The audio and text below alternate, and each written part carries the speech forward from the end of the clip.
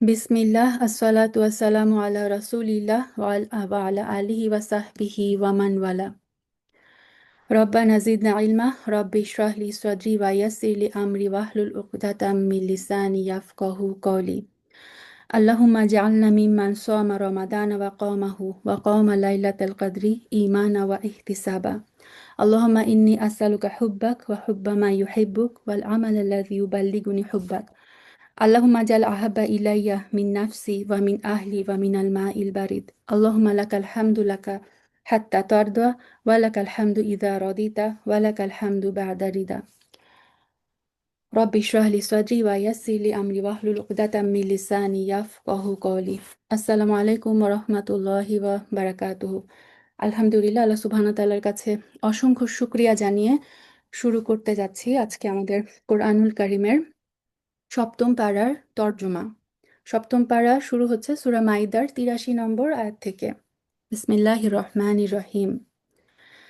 রসূলের উপর যা কিছু নাজিল হয়েছে তা যখন এরা শোনে তখন সত্যের যেটুকু এরা জেনেছে সেই কারণে তুমি এদের অনেকের চোখকেই অশ্রুসজল দেখতে পাবে। নিবেদিত হয়ে তারা বলে, হে আমাদের রব, আমরা ঈমান এনেছি, তুমি আমাদের নাম সাক্ষ্যদাতাদের সাথে লিখে নাও। আল্লাহ তাআলার কাছ থেকে আমাদের কাছে যা কিছু সত্য এসেছে তার উপর আমরা ঈমান আনবো না কেন? আমরা তো বরং প্রত্যাশা করব যে আমাদের রব আমাদের সৎকর্মশীলদের সাথে জান্নাতে দাখিল করবেন। আচ্ছা, এখানে আম, এই আয়াতগুলোকে ঘিরে মানে দুইটা মতভেদ আছে, যেটা মানে কখন নাজিল হয়েছিল। আমরা সবাই জানি যে হাবাসায় হচ্ছে রাসূল সাল্লাল্লাহু আলাইহি সাল্লামের মাক্কি জীবনে কিছু সংখ্যক মুসলিম মাক্কি জীবনে দুইবার হিজরত করেছিলেন এই হাবাসাতে। তো হাবাসার শাসক তখন ছিল নাজাশী। এবং এটা খ্রিস্টান রাষ্ট্র বলে পরিচিত ছিল, মানে নাজাশী ছিল খ্রিস্টান। তো কথিত আছে যে রাসূল সাল্লাল্লাহু আলাইহি সাল্লাম একবার তার কিছু সাহাবীকে দিয়ে নাজাশীর কাছে একটা চিঠি লিখে পাঠান। তো ওই সাহাবী যখন নাজাশীকে চিঠি পড়ে শুনান, তখন নাজাশী সেই চিঠি শোনার পরে হাবাসায় অলরেডি কিছু মুসলিম ছিল, এবং যার মধ্যে জাফর ইবনে আবু তালেব রাদিয়াল্লাহু তাআলা আনহু ছিল। তো নাজাশী তাদেরকে ডেকে পাঠান এবং জাফর রাদিয়াল্লাহু আনহুকে বলেন যে তুমি কোরআন থেকে কিছু পড়ে শোনাও তো। তখন জাফর রাদিয়াল্লাহু তাআলা আনহু সূরা মারিয়াম পাঠ করেন। সূরা মারিয়ামে আমরা দেখব যে ঈসা আলাইহিস সালামের যে মানে অলৌকিক জন্ম বৃত্তান্ত এবং আম, আল্লাহর বান্দা, এবং ঈসা আলাইহিস সালাম যে আল্লাহর বান্দা এবং রাসূল, সেই কথাটা সূরা মারিয়ামে আল্লাহ সুবহানাহু ওয়া তাআলা উল্লেখ করেছেন। তো নাজাশীরা যেহেতু খ্রিস্টান ছিল এবং তারা যেহেতু ঈসা আলাইহিস সালামের এই জন্মের কাহিনী জানতো, তারা যখন দেখলো যে কোরআনে এত সুন্দরভাবে আল্লাহ আযজা ওয়া জাল ঈসা আলাইহিস সালামের এই ঘটনাগুলোকে তুলে এনেছেন, এই কথা শুনে তারা মানে কাঁদতে শুরু করলো। তাদের চোখ দিয়ে যে আল্লাহ সুবহানাহু ওয়া তাআলা বললেন যে তাদের চোখকে তুমি দেখেছো অশ্রু সজল, এইটা একটা ঘটনা। কোনো কোনো স্কলার বলেন এই প্রেক্ষিতে আয়াতটা নাজিল হয়। আবার কোনো কোনো স্কলার বলে যে নাজাশী তার কিছু সংখ্যক ওলামাকে রাসূল সাল্লাল্লাহু আলাইহি সাল্লামের কাছে পাঠিয়েছিল। রাসূল সাল্লাল্লাহু আলাইহি সাল্লাম যখন ওই খ্রিস্টান দলের সামনে কোরআন পাঠ করে শুনান, তখন তারাও কাঁদতে শুরু করেন। হয়তো এদের কথা অথবা এদের কথা, ইন জেনারেল এটা হচ্ছে আম, খ্রিস্টানদের একটা দলের কথা, যে তাদের অন্তরে সত্যটা ছিল। তারা যখন আল্লাহ সুবহানাহু ওয়া তাআলার এই কোরআন শুনলো, এই কোরআনের বাণী তাদের অন্তরে স্পর্শ করলো, এবং তাদের চোখগুলো অশ্রু সজল হয়ে গেল। আচ্ছা, এবং তারপর তারা যা বলল সেজন্য আল্লাহ তাআলা সন্তুষ্ট হয়ে তাদের এমন এক জান্নাত দান করবে যার তলদেশ দিয়ে ঝর্ণাধারা প্রবাহমান থাকবে, সেখানেই তারা হবে চিরস্থায়ী, আর এটাই হচ্ছে নেককার লোকদের পুরস্কার। অপরদিকে যারা কুফরি করেছে এবং আমার আয়াতগুলোকে মিথ্যা প্রতিপন্ন করেছে, তারাই হবে জাহান্নামের অধিবাসী। হে ঈমানদার ব্যক্তিরা, আল্লাহ তাআলা তোমাদের জন্য যে পবিত্র জিনিসগুলো হালাল করে দিয়েছেন, তোমরা সেগুলোকে নিজেদের জন্য হারাম করে নিও না, আর তোমরা সীমা লঙ্ঘন করো না। নিঃসন্দেহে আল্লাহ তাআলা সীমা লঙ্ঘনকারীদের পছন্দ করেন না। তো এখানে হাদিসে এসেছে যে এক ব্যক্তি রাসূল সাল্লাল্লাহু আলাইহি সাল্লামের কাছে এসে বলল যে, হে আল্লাহর রাসূল, আমি যখনই গোশত খাই তখনই আমার মধ্যে কামোত্তেজনা অনুভব করি, সে কারণে আমি গোশতকে নিজের জন্য হারাম করে নিয়েছি। যার ফলে বলা হয় যে এই আয়াতটা অবতীর্ণ হয়। এটা তিরমিজির হাদিসে এসেছে। আম, অনুরূপভাবে আমরা আরো অনেকগুলো হাদিসে পাই যে কোনো কোনো সাহাবী ইবাদত করার জন্য সংসার ত্যাগ করার কথা বলেন। কেউ কেউ বলেন যে আমি সব সময় রোজা রাখবো, কেউ কেউ বলেন যে আমি পুরো রাত ঘুমাবো না, কেউ কেউ বলে যে আমি আম, বিয়েই করব না। তো প্রত্যেক ক্ষেত্রে রাসূল সাল্লাল্লাহু আলাইহি সাল্লাম কিন্তু তাদেরকে বুঝিয়েছেন যে আমি বিয়েও করেছি, আমি হচ্ছে রাত্রে কিছু অংশ ঘুমাই এবং আমি কিন্তু সবসময় রোজা রাখি না। সো তোমরা হচ্ছে তোমরা আমার আমার চেয়ে বেশি ঈমানদার না। এবং এই যে যে জিনিসগুলোকে আল্লাহ সুবহানাহু ওয়া তাআলা হালাল করেছেন, এই বিয়ে করাকে, গোশত খাওয়াকে, এগুলোকে তোমরা নিজেদের জন্য হারাম করে নিও না। এটা আল্লাহ সুবহানাহু ওয়া তাআলা এই আয়াতে বলে দিলেন। আল্লাহ তাআলা তোমাদের যে হালাল এবং পবিত্র রিজিক দান করেছেন তোমরা তা খাও এবং সে আল্লাহকে ভয় করো যার উপর তোমরা ঈমান এনেছো। আল্লাহ তাআলা তোমাদের অর্থহীন শপথের জন্য তোমাদের পাকড়াও করবেন না। এই আয়াতটা হচ্ছে ওই যে কসমের যে কাফফারা, মানতের যে কাফফারা সেটা। তো আল্লাহ এখানে বললেন যে আম, কিছু কিছু মানুষ আছে যারা হচ্ছে কোনো উদ্দেশ্য ছাড়া, কথায় কথায় উদ্দেশ্য ছাড়া, প্রয়োজন ছাড়াই তারা হচ্ছে কসম করে, ওয়াল্লাহি তাল্লাহি, যেটা আরবরা নর্মালি করে। এটা তাদের মুদ্রা দোষ এক ধরনের। তো আল্লাহ বললেন যে এই ধরনের শপথের জন্য তিনি তোমাদের পাকড়াও করবেন না। কিন্তু যেই শপথ তোমরা শক্তভাবে করো সেই ব্যাপারে আল্লাহ তাআলা অবশ্যই তোমাদের পাকড়াও করবেন। অর্থাৎ যেই শপথ মানুষ জেনে বুঝে করে, কোনো ধরনের উম, মানে সে জেনে বুঝে কিছু যখন শপথ করে যে না আমি ওয়াদা করলাম যে আমি এই কাজ করব না, এইভাবে যখন কেউ শপথ করে আল্লাহ বলেন এই ধরনের শপথ ভঙ্গ করলে তাকে অবশ্যই কাফফারা দিতে হবে। কাফফারা কি? কাফফারা হচ্ছে 10 জন গরিব মিসকিনকে মধ্যম মানের খাবার খাওয়ানো, যা তোমরা সচরাচর নিজেদের পরিবার পরিজনকে খাইয়ে থাকো। 10 জনকে যদি খাওয়াতে না পারে তাহলে 10 জনকে পোশাক পরানো, 10 জনের জন্য পোশাকের ব্যবস্থা করা, অথবা একজন ক্রীতদাস মুক্ত করে দেওয়া। তা আমাদের জমানায় এখন আর ক্রীতদাস নাই, সো এটা আমাদের জন্য আর অ্যাপ্লিকেবল না। আর যে ব্যক্তির কোনোটাই করতে সক্ষম হবে না তার জন্য কাফার হচ্ছে 3 দিন রোজা রাখা। যখন তোমরা তোমাদের শপথ ভাঙো তখন এই হচ্ছে তোমাদের শপথের কাফফারা। অতএব তোমরা তোমাদের শপথসমূহ রক্ষা করো। আল্লাহ তাআলা এভাবেই তার আয়াতসমূহ তোমাদের কাছে বিশদভাবে বর্ণনা করেন, যাতে করে তোমরা কৃতজ্ঞতা জ্ঞাপন করতে পারো।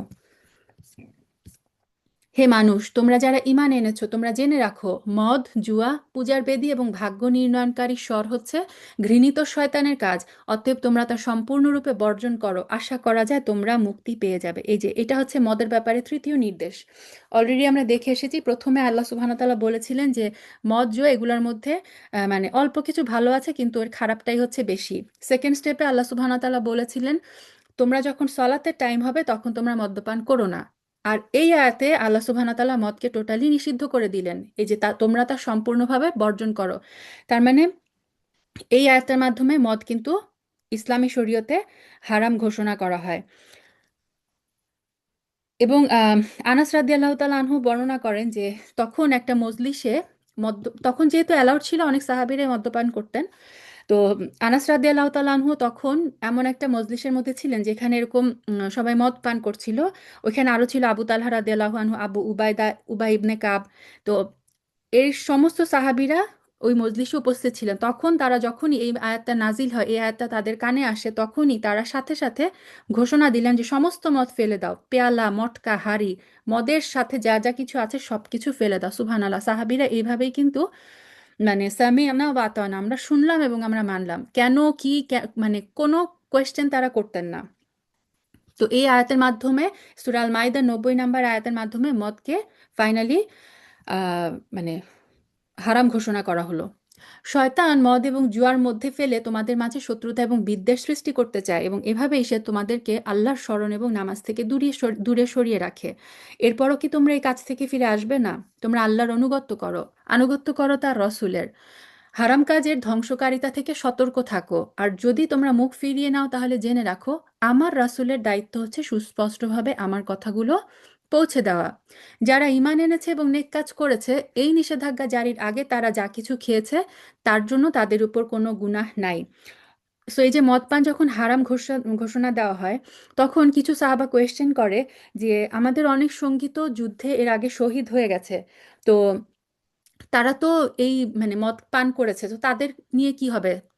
তারা যেহেতু মদ যেহেতু এখন হারাম, কিন্তু তারা তো ওই হারামের উপর থেকেই তারা যুদ্ধেও শহীদ হয়েছে, মারাও গেছে। তখন আল্লাহ সুবহানাহু ওয়া তাআলা এই আয়াতে ক্লিয়ার করে দিলেন যে আগে যেটা হয়ে গেছে এই নিষেধাজ্ঞা আসার আগে, তাতে তার জন্য কোনো গুনাহ নাই।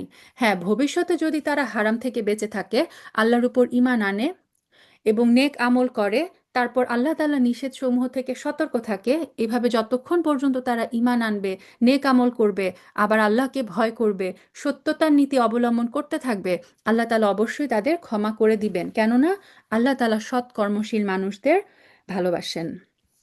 হে ইমানদার লোকেরা, এহরাম অবস্থায় আল্লাহ তাআলা অবশ্যই এমন কিছু শিকারের বস্তু দিয়ে তোমাদের পরীক্ষা করবেন যেগুলো তোমরা সহজেই নিজেদের হাত এবং বর্শা দ্বারা ধরতে পারো, যেন আল্লাহ তাআলা একথা ভালোভাবে জেনে নিতে পারেন কে তাকে গায়েব থেকে ভয় করে।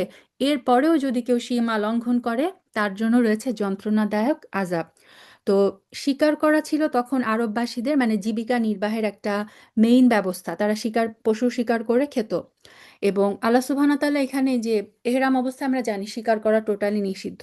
এবং সুবহানাল্লাহ, হাদিসে এসেছে যে হুদায়বিয়ায় যখন অবস্থান করছিল তখন তো রাসূল সাল্লাল্লাহু আলাইহি সাল্লাম সাহাবীদেরকে নিয়ে ওমরা করার উদ্দেশ্যে যাচ্ছিলেন। তো তারা কিন্তু এহরাম অবস্থায় ছিল। এবং ওই জার্নিটার সময় নাকি গবাদি পশুগুলোকে আল্লাহ সুবহানাহু ওয়া তাআলা, এই যে তিনি বললেন এখানে পরীক্ষা নিয়েছেন, গবাদি পশুগুলো এমন মানে একদম হাতের নাগালে চলে এসেছিল। এবং অনেক অনেক পশু যাদেরকে তারা জাস্ট একটু ধরলেই শিকার করে ফেলতো পারতো খুব সহজে।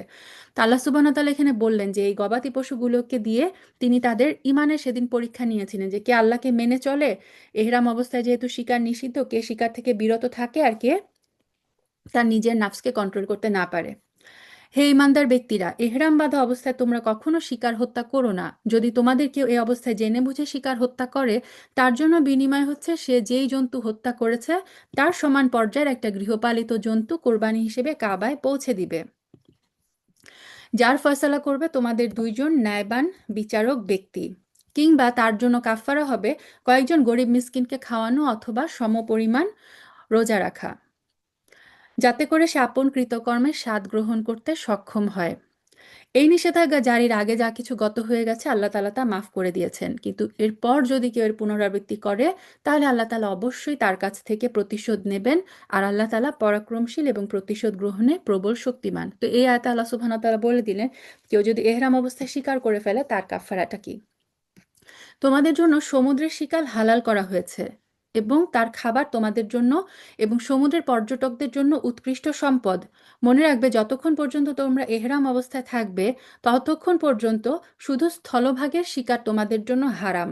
তার মানে হচ্ছে অনেকেই তো তখন ছিল যে সমুদ্র পথে আসতো, নৌপথে। তো নৌপথে মাছ শিকার করা মানে হচ্ছে মাছ শিকার থেকে বোঝা হয় মাছের মানে যে সমস্ত মাছগুলো জীবন্ত অবস্থায় যেগুলোকে মানে ধরা হয় সেগুলো। এবং আমরা জানি সমুদ্রের যে মৃত প্রাণী সেটাও কিন্তু খাওয়া হালাল। সো যেই মাছগুলো মানে যেই মৃত প্রাণীগুলো সমুদ্রের পানিতে ভেসে চলে আসে তীরে, ওগুলো কিন্তু আমাদের শরীয়তে খাওয়াটা হচ্ছে হালাল। তোমরা ভয় করো আল্লাহ তাআলাকে, যার সমীপে তোমাদের সবাইকে জড়ো করা হবে। আল্লাহ তাআলা কাবা ঘরকে সম্মানিত করেছেন। মানবজাতির জন্য তার ভিত্তি হিসেবে তিনি এটা প্রতিষ্ঠা করেছেন। একইভাবে তিনি সম্মানিত করেছেন হজের পবিত্র মাসকে, কোরবানির জন্তুকে এবং এই উদ্দেশ্যে পট্টি বাঁধা জন্তুগুলোকে। এটা এই জন্য যাতে করে তোমরা এই কথা জেনে নিতে পারো আকাশ এবং পৃথিবীর যেখানে যা কিছু আছে তা সবই আল্লাহ তাআলা জানেন। অবশ্যই আল্লাহ তাআলা বিষয়ে সর্বজ্ঞ। সো কাবা হচ্ছে পবিত্র। কাবা পবিত্র এবং এটা এই জন্য বলা হয় যে কাবার সীমানায় শিকার করা নিষেধ, ইভেন গাছ কাটা নিষেধ। কাবা মক্কায় কেউ যদি কোনো একটা জিনিস মাটিতে পড়ে থাকতে দেখে, ইভেন সেই জিনিসটা টাচ করাও হচ্ছে নিষেধ। সো কাবাতে যে প্রবেশ করে সে কিন্তু নিরাপদ হয়ে যায় বলা হয়। সুবহানাল্লাহ। তোমরা জেনে রাখো আল্লাহ অবশ্যই শাস্তিদানের ব্যাপারে খুবই কঠোর। নিঃসন্দেহে পুরস্কারের বেলায় আল্লাহ তাআলা ক্ষমাশীল, পরম দয়ালু। রসূলের দায়িত্ব হেদায়েতের বাণী পৌঁছে দেওয়া ছাড়া আর কিছুই নয়। আল্লাহ তাআলা জানেন তোমরা যা কিছু প্রকাশ করো এবং যা কিছু গোপন করো। হে রাসূল, তুমি বলো, পাক এবং নাপাক জিনিস কখনো সমান হতে পারে না। নাপাক জিনিসের প্রাচুর্য যতই তোমাকে চমৎকৃত করুক না কেন, অর্থাৎ হালাল এবং হারাম কখনোই সমান না। হারামকে যত বেশি আকর্ষণীয় মনে হোক না কেন, হালালি, হারাম সবসময় হারাম। অতঃপর হে জ্ঞানবান মানুষরা, তোমরা আল্লাহকে ভয় করো। আশা করা যায় তোমরা সফলকাম হতে পারবে। হে ঈমানদার লোকেরা, আল্লাহর নবীর কাছে এমন সব বিষয় নিয়ে প্রশ্ন করো না যার জবাব তোমাদের কাছে প্রকাশ করা হলে তোমাদের কষ্ট হবে। অবশ্য কোরআন নাজিল হবার মুহূর্তে যদি তোমরা প্রশ্ন করো তাহলে তা তোমাদের জন্য প্রকাশ করা হবে। এই বিধান জারির আগে যা কিছু হয়ে গেছে তা আল্লাহ তাআলা মাফ করে দিয়েছেন। আল্লাহ তাআলা পরম ক্ষমাশীল এবং ধৈর্যশীল।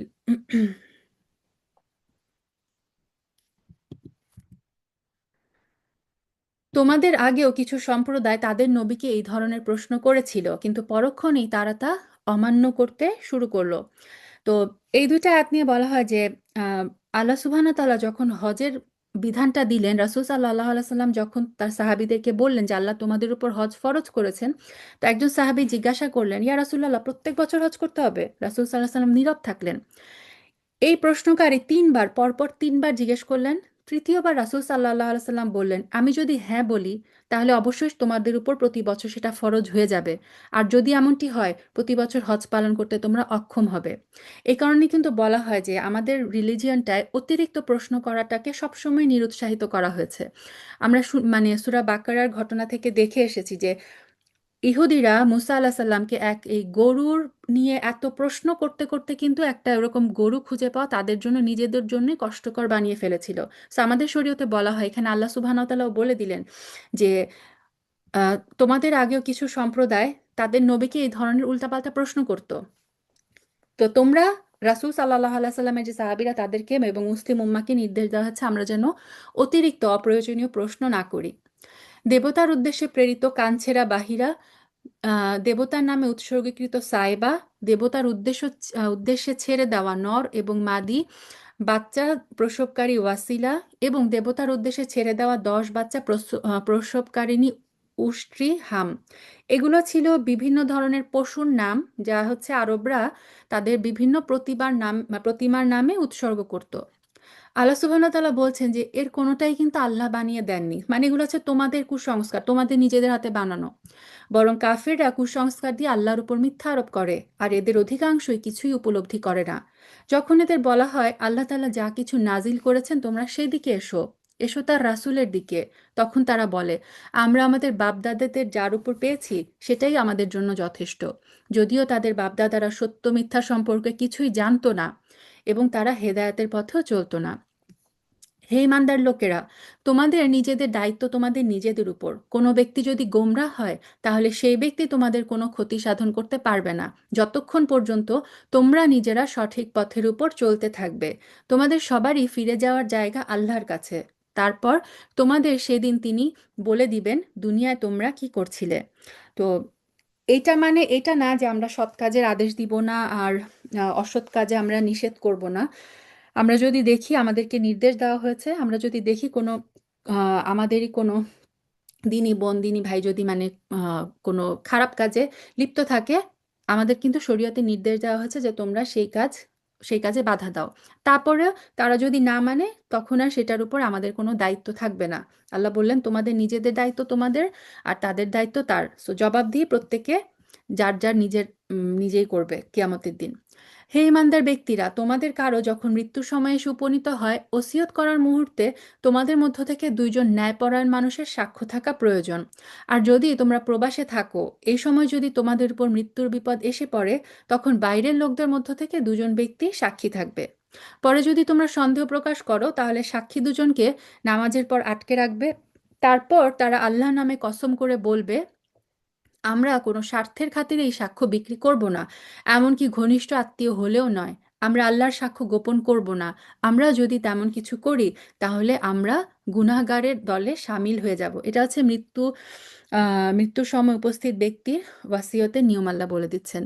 আর তারপর যদি এটা প্রকাশিত হয় যে এই বাইরের দুইজন সাক্ষী সাক্ষ্য গোপন করে অপরাধে লিপ্ত ছিল, তাহলে আগে যাদের স্বার্থহানি ঘটেছিল তাদের মধ্যে থেকে দুইজন সাক্ষী তাদের স্থলাভিষিক্ত হবে। তারা এসে আল্লাহর নামে শপথ করে বলবে, আমাদের সাক্ষ্য অবশ্যই তাদের সাক্ষ্য অপেক্ষা বেশি সত্য ভিত্তিক। আমরা সাক্ষ্যের ব্যাপারে সীমা লঙ্ঘন করিনি। আমরা যদি তেমনটি করি তাহলে আমরা জালেমদের অন্তর্ভুক্ত হয়ে যাব। আচ্ছা, এই আয়াতটার পিছনে একটা ঘটনা আছে। ইবনে আব্বাস রাদিয়াল্লাহু তাআলা আনহু বর্ণনা করেন যে বনি সাহেমের এক লোক তামিমা দারি এবং আলী ইবনে বাদ্দারের সাথে সফরে বের হন। তো পথিমধ্যে লোকটি মারা যায়। তো এমন জায়গায় মারা গেল যেখানে কোনো মুসলিম ছিল না। তো তারা দুইজন, এই যে তার মিরাস মানে ওই লোকটার সাথে যা ছিল সেই মিরাস নিয়ে যখন ফিরে আসলো, তখন আত্মীয় স্বজনরা, মানে ওই লোকটার মিরাসের মধ্যে লেখা ছিল, তিনি লিখে দিয়ে গিয়েছিলেন যে সে কি কি জিনিস রেখে যাচ্ছে। তো আত্মীয় স্বজনদের কাছে এসে যখন এই জিনিসগুলো ফেরত দেয়, তখন দেখলো যে ওটার মধ্যে সোনা দিয়ে মোড়ানো একটা রূপার পাত্র ছিল ওই লোকটার, যেটা তারাই মানে এই মিরাসের মধ্যে খুঁজে পেল না। তখন রাসূল সাল্লাল্লাহু আলাইহি সাল্লামের কাছে যখন এই বিচার নিয়ে আসলো যে এটাও তো এই লিস্টের মধ্যে লেখা আছে, কিন্তু আমাদেরকে এই দুজন ব্যক্তি এই পাত্রটা দেয়নি। তখন হচ্ছে রাসূল সাল্লাল্লাহু আলাইহি সাল্লাম এই ব্যাপারে তাদের দুজনকে শপথ করান এবং তারা স্বাভাবিকই বলে যে না, আমরা এটা করি নাই। ফাইনালি এই পাত্রটা মক্কায় পাওয়া যায় এবং এটা নিয়ে মানে বিশাল একটা ঘটনা হয় আর কি। তো ওই ঘটনার প্রেক্ষিতে আল্লাহ সুবহানাহু ওয়া তাআলা এই আয়াতটা নাজিল করলেন যে এই ক্ষেত্রে ফয়সালা কিভাবে করতে হবে।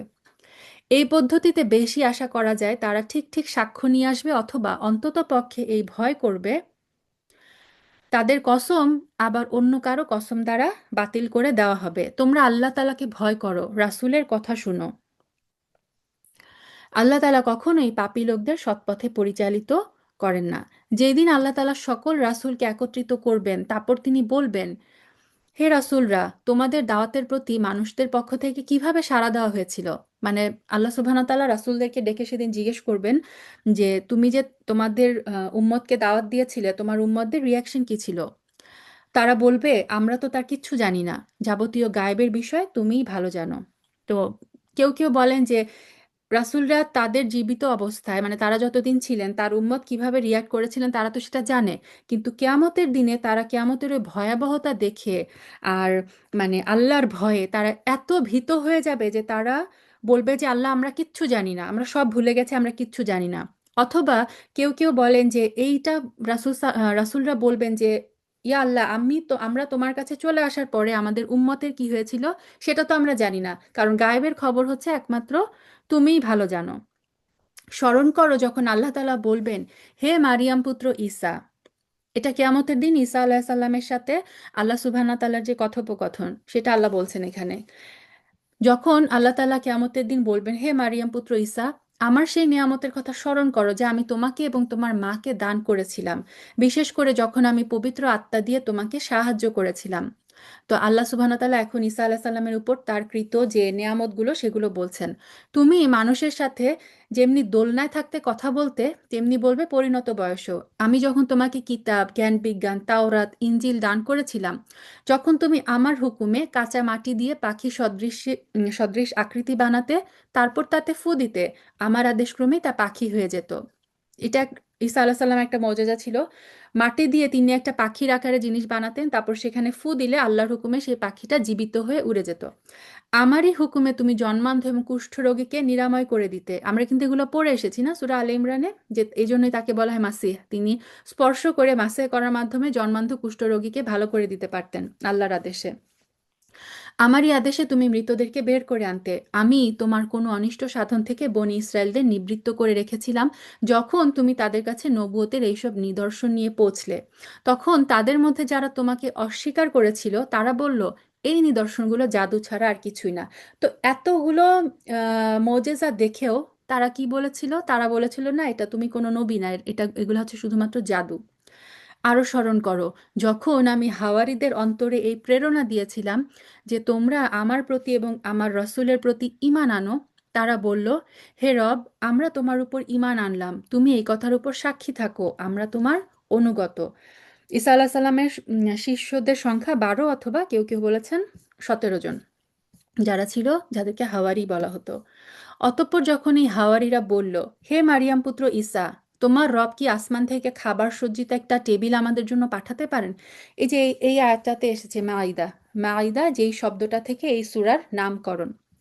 তারা হাওয়ারিরা কি বলল? ঈসা আলাইহিস সালামকে তারা রিকোয়েস্ট করলো আল্লাহ সুবহানাহু ওয়া তাআলা যেন তাদের কাছে না, মানে আসমান থেকে এই হাওয়ারিদের জন্য একটা খাবার পাঠান, আসমানি খাবার। ঈসা আলাইহিস সালাম বলল, সত্যি যদি তোমরা মোমেন হয়ে থাকো তাহলে এই অহেতুক দাবি পেশ করার ব্যাপারে আল্লাহকে ভয় করো। তারা বলল, আমরা শুধু এইটুকুই চাই যে আমরা সেই টেবিল থেকে কিছু খাবার খাবো, এতে আমাদের মন পরিতৃপ্ত হবে। মানে তারা বলল যে মনে আছে ইব্রাহিম আলাইহিস সালাম যেরকম বলেছিল যে আমার অন্তর যাতে জাস্ট একটু প্রশান্ত হয়, সেই কারণে আল্লাহ তুমি দেখাও যে মৃতকে তুমি কিভাবে জীবিত করো। তো হাওয়ারিরও এরকমই বললো যে আমাদের জান্নাতি খাবার খেয়ে আমরা চাই যে আমাদের মন একটু পরিতৃপ্ত হয়ে যাক, আমরা একটু সন্তুষ্টি লাভ করি। এতে করে আমরা এও জানতে পারবো যে তুমি আমাদের কাছে সঠিক কথা বলেছ, আমরা নিজেরাও এর উপর সাক্ষী হব। মারিয়াম পুত্র ঈসা আল্লাহর দরবারে তখন বলল, হে আল্লাহ, হে আমাদের রব, তুমি আমাদের জন্য আসমান থেকে খাবার সজ্জিত একটা টেবিল পাঠাও। এটা হবে আমাদের জন্য, আমাদের পূর্ববর্তী এবং আমাদের পরবর্তীদের জন্য তোমার কাছ থেকে পাঠানো একটা আনন্দ উৎসব, এবং তোমার কুদরতের এটা হবে একটা নিদর্শন। তুমি আমাদের রিজিক দাও, কেননা তুমি হচ্ছে উত্তম রিজিক দাতা। আল্লাহ সুবহানাহু ওয়া তাআলা কি বললেন? হ্যাঁ, অচিরেই আমি তোমাদের উপর তা পাঠাচ্ছি। এরপর যদি তোমাদের কেউ আমার ক্ষমতা অস্বীকার করে, মানে এই নেয়ামত পাঠানোর পরে, এই আসমান থেকে জান্নাতি খাবার পাঠানোর পরে যদি কেউ অস্বীকার করে, তাহলে আমি তাকে এমন কঠিন শাস্তি দিব যা আমি সৃষ্টিকুলের কাউকে আর দিব না। যখন আল্লাহ তাআলা বলবেন, হে মারিয়াম পুত্র ঈসা, তুমি কি কখনো তোমার লোকদের কথা বলেছিলে যে তোমরা আল্লাহকে বাদ দিয়ে আমাকে এবং আমার মাকে ইলাহ বানিয়ে নাও? কিয়ামতের দিন ঈসা আলাহ সাল্লামকে আল্লাহ সুবহানাহু ওয়া তাআলা বলবেন যে তোমার যে উম্মত তারা তো বানিয়েছে, তারা কি বলে ট্রিনিটিতে বিশ্বাস করে, অথবা বলে হচ্ছে ঈসাই হচ্ছে মাসি, মাসি হচ্ছে আল্লাহ। তো আল্লাহ সুবহানাহু ওয়া তাআলা ঈসা আলাইহিস সালামকে জিজ্ঞাসা করবে যে তুমি কি তোমার উম্মতকে বলে এসেছিলে যে আল্লাহকে বাদ দিয়ে আমাকে এবং আমার মাকে অর্থাৎ মারিয়াম আলাইহিস সালামকে ইলাহ বানাও, তাদের উপাসনা করো? এই কথা শুনে ঈসা আলাইহিস সালাম বলবে, হে আল্লাহ, সমগ্র পবিত্রতা তোমার জন্য। এমন কোনো কথা আমার পক্ষে শোভা পেত না, যে কথা বলার আমার কোনো অধিকারই নাই।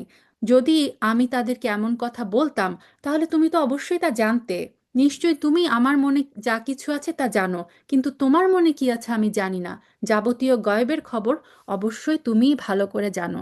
সো মানে কত ক্লিয়ার কনভারসেশন হবে। এবং আমরা যদি চিন্তা করি কিয়ামতের দিনে খ্রিস্টানরা যা, মানে খ্রিস্টানদের সামনে যখন আল্লাহ সুবহানাহু ওয়া তাআলা এবং ঈসা আলাইহিস সালামের মধ্যে কথোপকথনগুলো হবে, তখন তাদের মানে কি হবে? তখন তাদের কি মনে মনে কি হবে? তুমি আমাকে যা কিছু বলতে হুকুম করেছো আমি তো তাদের তাছাড়া কিচ্ছু বলিনি। আর সে বিষয়টি ছিল তোমরা শুধু আল্লাহ তাআলার ইবাদত করো। মানে ঈসা আলাইহিস সালাম সেদিন সবার সামনে বলবেন যে আল্লাহ, আমি আমার উম্মতকে বলেছিলাম তোমরা শুধু আল্লাহর ইবাদত করো, যিনি আমার রব, তোমাদেরও রব। আমি যতদিন তাদের মধ্যে ছিলাম, ততদিন আমি নিজেই তাদের কার্যকলাপের সাক্ষী ছিলাম। কিন্তু যখন তুমি আমাকে তুলে নিলে, তখন তুমিই ছিলে তাদের উপর একক নেগাহবান। মানে তখন তুমি যখন আমাকে তুলে নিয়ে আসলে, তারপর তো আমার উম্মত কি করেছে সেটার ব্যাপারে আমি কিছু জানি না। যাবতীয় ক্রিয়াকর্মের সাক্ষী তুমি। 118 নম্বর আয়াতটা অনেক ইম্পর্ট্যান্ট।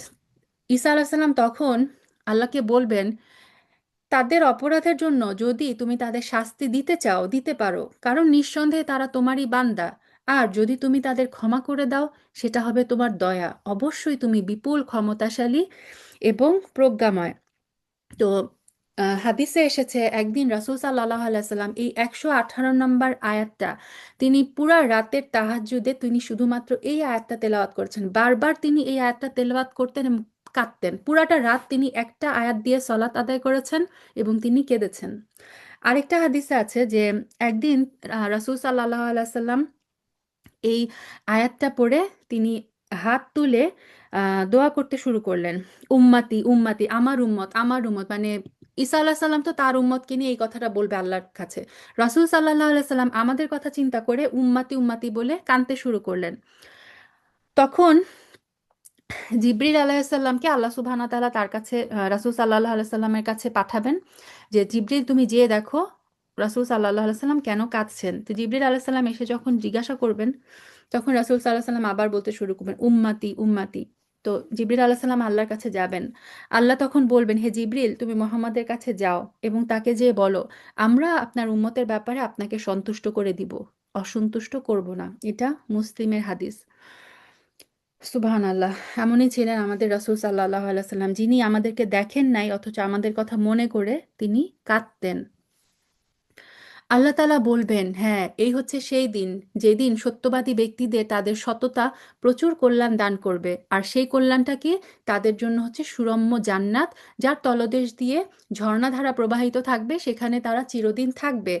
আল্লাহ তাআলা তাদের উপর সন্তুষ্ট থাকবেন, তারাও আল্লাহ তাআলার উপরই সন্তুষ্ট থাকবে। বস্তুত এই হচ্ছে মহা সাফল্য। সো প্রকৃত সাফল্য হচ্ছে আসলে যেদিন মানে কিয়ামতের দিন যারা জান্নাতে যাবে, সেটাই হচ্ছে, তারাই হবে প্রকৃত সফলকাম। সাফল্য আসলে জান্নাত।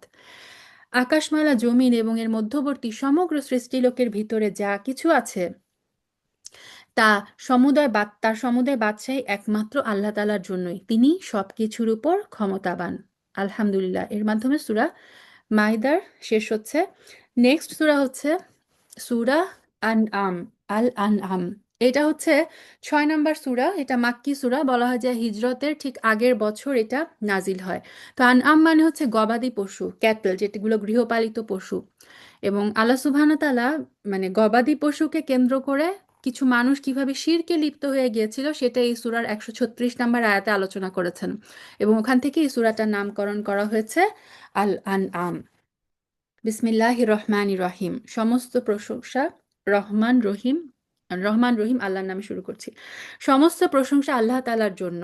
এই যে আলহামদুলিল্লাহ, আলহামদুলিল্লাহ দিয়ে কিন্তু কয়েকটা সূরা নাজিল হয়েছে, যার মধ্যে একটা হচ্ছে সূরা আনাম, তারপর আরেকটা হচ্ছে সূরা ফাতিহা, সূরা কাহাফ, সূরা ফাতির, সূরা সাবা। এই কয়েকটা সূরা হচ্ছে আলহামদুলিল্লাহ, আল্লাহর প্রশংসা দিয়ে শুরু হয়। সমস্ত প্রশংসা আল্লাহ তাআলার জন্য, যিনি আকাশমণ্ডল এবং ভূমণ্ডল সৃষ্টি করেছেন, যিনি অন্ধকার এবং আলোকে সৃষ্টি করেছেন। সো অন্ধকার, অন্ধকার বলতে আমরা বুঝি রাতের অন্ধকার, এবং আলো বলতে আমরা যে দিনের আলো সেটা বুঝি। অথবা স্কলাররা বলেছেন এখানে কুফরিকে বলা হচ্ছে অন্ধকার, আর ইমানের নূরকে বলা হয়েছে আলো। ইমান হচ্ছে আলো, আর কুফরি হচ্ছে অন্ধকার। যারা আল্লাহ তাআলাকে অস্বীকার করে তারা অন্য কোনো কিছুকেই তাদের মালিকের সমকক্ষ হিসেবে দাঁড় করায়। তিনি তোমাদেরকে মাটি থেকে সৃষ্টি করেছেন, তারপর বাঁচার একটা সময় নির্দিষ্ট করে দিয়েছেন, মানে তিনি মানুষের মৃত্যুক্ষণ নির্দিষ্ট করে দিয়েছেন। তেমনি তাদের মৃত্যুর আহ, তার কাছে একটা সুনির্দিষ্ট মেয়াদ আছে। এখানে দুইটা মেয়াদের কথা বলা হচ্ছে, একটা হচ্ছে যেটা মৃত্যু, মানুষের মৃত্যু, আরেকটা হচ্ছে যেদিন কিয়ামত। তারপরও তোমরা সন্দেহ করছো? আসমান এবং জমিনের সর্বত্র তিনিই হচ্ছেন একমাত্র, আসমানসমূহ এবং জমিনের সর্বত্র তিনিই হচ্ছেন একমাত্র আল্লাহ। তিনি যেমনই তোমাদের গোপন এবং প্রকাশ্য বিষয় জানেন, তেমনি তিনি জানেন তোমরা পাপ পুণ্যের কতটুকু উপার্জন করছো তাও। তাদের মালিকের আয়াতসমূহের মধ্যে এমন একটি আয়াতও নেই যা তাদের কাছে আসার পর তারা তা থেকে মুখ ফিরিয়ে নেয়নি। তাদের কাছে যতবারই সত্য দিন এসেছে ততবারই তারা তাকে মিথ্যা বলেছে। অচিরেই তাদের কাছে সেই খবরগুলো এসে হাজির হবে যা নিয়ে তারা বিদ্রূপ করেছিল। তারা কি দেখেনি তাদের আগে আমি এমন বহু জাতিকে বিনাশ করে দিয়েছি, যাদের আমি পৃথিবীতে এমন প্রতিষ্ঠা দান করেছিলাম যা তোমাদেরও দান করিনি? অর্থাৎ আল্লাহ সুবহানাহু ওয়া তাআলা এখানে তাদেরকে ওয়ার্নিং দিচ্ছে যে তোমাদের পূর্বে তো ফেরাউনের জাতির যেমন ফেরাউন কত বেশি শক্তিশালী ছিল, সে তুলনায় মক্কার কুরাইশরা কি কিছুই না। তা আল্লাহ বলেন তোমাদের চেয়ে শক্তিশালী জাতিকে যদি আমি ধ্বংস করে দিতে পারি তো তোমরা কি, তোমাদেরকে ধ্বংস করে দেওয়া তো আমার জন্য কোনো ব্যাপার না। তারপর আল্লাহ সুবহানাহু ওয়া তাআলা তার কিছু নিদর্শন আমাদেরকে দেখাচ্ছেন। আকাশ থেকে তাদের উপর আমি প্রচুর বৃষ্টি বর্ষণ করেছি, তাদের মাটির নিচ থেকে ঝর্ণাধারা প্রবাহিত করে দিয়েছি। তারপরে কি করেছি, তাদের পাপের কারণে চিরতরে ধ্বংস করে দিয়েছি। আর তারপর তাদের পর নতুন জাতির উত্থান ঘটিয়েছি। হে নবী, আমি যদি তোমার উপর কাগজে লেখা কোনো কিতাব নাজিল করতাম, তারা যদি তাদের হাত দিয়ে তা স্পর্শও করত, তারপরও যারা কুফরি করেছে তারা বলতো এটা তো সুস্পষ্ট জাদু ছাড়া আর কিছুই না। সো আল্লাহ এখানে বলছেন যে এরা এমনই অবাধ্য যে আসমান থেকে একদম কাগজে লেখা কিতাব যদি নাজিল করা হতো তাহলে সেই কিতাব হাত দিয়ে স্পর্শ করেও তারা কি বলতো, তারা বলতো না এটা হচ্ছে জাদু। তারা সত্যটা মানতো না। তারা বলে এই নবীর প্রতি কোনো ফেরেশতা নাজিল করা হলো না কেন? যদি সত্যিই আমি কোনো ফেরেশতা পাঠাতাম তাহলে আযাবের ফয়সালা তখনই হয়ে যেত, এরপর তো আর কোনো অবকাশই দেওয়া হতো না। আর তাছাড়া আমি যদি সত্যি ফেরেশতা পাঠাতাম তাকেও তো মানুষ বানিয়েই পাঠাতাম। আজ যেমন এরা সন্দেহ করছে, তখনও আমি এমনিভাবে তাদের মনের উপরে সন্দেহ বসিয়ে দিতাম। সো আম, অনেকে দাবি করতো যে রাসূল হিসেবে আল্লাহ সুবহানাহু ওয়া তাআলা ফেরেশতা পাঠান না কেন, মানুষ কেন পাঠান? তা আল্লাহ এখানে বলছেন যে মানুষের মাঝে রাসূল হিসেবে মানুষ পাঠানোটাই হচ্ছে সবচেয়ে বেশি মানে অ্যাপ্লিকেবল, তাই না? কারণ একজন ফেরেশতা যদি পাঠানো হতো, সেই ফেরেশতা যদি আমাদেরকে দিন শিক্ষা দিত, আমরা হয়তো ভাবতাম যে না, সে ফেরেশতা বলে সে এগুলো করতে পারবে। মানুষ হিসেবে আমরা অনেক দুর্বল, আমরা এগুলো করতে পারি না। এবং আল্লাহ বললেন এই যে তারা 9 নম্বর আয়াতে বললেন আমি যদি ফেরেশতাও পাঠাতাম, ফেরেশতাকে তো আমি ফেরেশতাদের অরিজিনাল আকৃতিতে পাঠাতাম না, তাই না? তাহলে তো তারা ভয় পেয়ে যেত। তো ফেরেশতাকে পাঠালেও আমি মানুষের বেশেই পাঠাতাম। মানুষের বেশে যদি ফেরেশতাও পাঠাতাম তারা বলতো না এ তো মানুষ। তারা তখনও এই ফেরেশতা রূপী রাসূলকেও তারা মেনে নিত না, তারা হচ্ছে আসলে অবাধ্য। হে রাসূল, তোমার আগেও বহু নবী রাসূলকে এভাবে ঠাট্টা বিদ্রূপ করা হয়েছিল। অনন্তর তাদের মধ্যে যারা নবীর সাথে ঠাট্টা বিদ্রূপ করেছে, তাই তাদেরকে আযাব আকারে পরিবেষ্টন করে ফেলেছে। তো আল্লাহ সুবহানাহু ওয়া তাআলা এখানে রাসূল সাল্লাল্লাহু আলাইহি সাল্লামকে সান্ত্বনা দিচ্ছেন যে তোমাকে যে এখন তারা ঠাট্টা উপহাস করছে, তোমার আগে যত নবী রাসূল গেছে সবাইকেই এরা, তার জাতি, এরকম ঠাট্টা তামাশা করেছে। হে নবী, তুমি বলো, তোমরা পৃথিবীতে ঘুরে ফিরে দেখো, যারা নবী রাসূলদের মিথ্যা প্রতিপন্ন করেছে তাদের কি ভয়াবহ পরিণাম হয়েছে। হে নবী, তুমি তাদের জিজ্ঞাসা করো, আসমান এবং জমিনে যা আছে সব কার? তুমি বলো, এর সব কিছুই আল্লাহ তাআলার জন্য। মানুষের উপর দয়া করাটা তিনি তার নিজের উপর কর্তব্য বলে স্থির করে নিয়েছেন। সুবহানাল্লাহ। হাদিসে এসেছে যে আল্লাহ সুবহানাহু ওয়া তাআলা যখন তার সমস্ত সৃষ্টিদেরকে সৃষ্টি করলেন, তারপর তিনি তার আরশের উপর লিখেছেন, কি লিখে রেখেছেন? ইন্না রহমাতি তাগলিবু গদাবি, আমার দয়া, আমার রহমত আমার ক্রোধের উপর বিজয়ী। এটা বুখারীর হাদিসে আছে। তা আমাদের রব হচ্ছেন রব্বাল আলামিন, তিনি হচ্ছেন আর রহমান রহিম। তিনি মানুষের উপর দয়াটাকেই তার নিজের উপরে কর্তব্য বলে স্থির করে নিয়েছেন। আলহামদুলিল্লাহ, আলহামদুলিল্লাহ। কেয়ামতের দিন তিনি তোমাদের অবশ্যই জড়ো করবেন, এতে সন্দেহ নাই। যারা নিজেরাই নিজেদের ক্ষতি সাধন করেছে তারা এই দিনকে বিশ্বাস করে না। রাত এবং দিনের মাঝে যা কিছু স্থিতি লাভ করেছে তার সব কিছু তার জন্য, তিনি সব শোনেন, সব দেখেন। হে নবী, তুমি বলো, আমি কিভাবে আসমান এবং জমিনের মালিক আল্লাহ তাআলাকে বাদ দিয়ে অন্য কাউকে নিজের পৃষ্ঠপোষক বানিয়ে নিব, অথচ তিনিই তো সবাইকে আহার যোগান, তাকে কোনো রকমের আহার যোগানো যায় না। তো আল্লাহ সুবহানাহু ওয়া তাআলা সবাইকে খাওয়ান, আল্লাহর কিন্তু নিজের খাওয়ার দরকার হয় না। তুমি বলো, আমাকে আদেশ দেওয়া হয়েছে যেন সবার আগে আমি তার অনুগত হই, এবং আমাকে এই মর্মে আরও আদেশ দেওয়া হয়েছে, তুমি কখনো মুশরিকদের দলে শামিল হইও না। তুমি বলো, আমি যদি আমার মালিকের অবাধ্য হই, তাহলে আমি এক মহাদিবসের আযাব আপতিত হওয়ার ভয় করি। সো রাসূল সাল্লাল্লাহু আলাইহি সাল্লামকে বলতে বলা হচ্ছেন যে আমরা যদি আল্লাহ সুবহানাহু ওয়া তাআলার অবাধ্য হই, তাহলে কিয়ামতের দিনে আল্লাহর যে শাস্তি, সেই শাস্তি থেকে কেউই আমাদেরকে বাঁচাতে পারবে না। সেই মহান দিবসে যাকে সেই আযাব থেকে রেহাই দেওয়া হবে তার উপরে নিঃসন্দেহে আল্লাহ তাআলা অনুগ্রহ করবেন, আর এটাই হচ্ছে সুস্পষ্ট সাফল্য।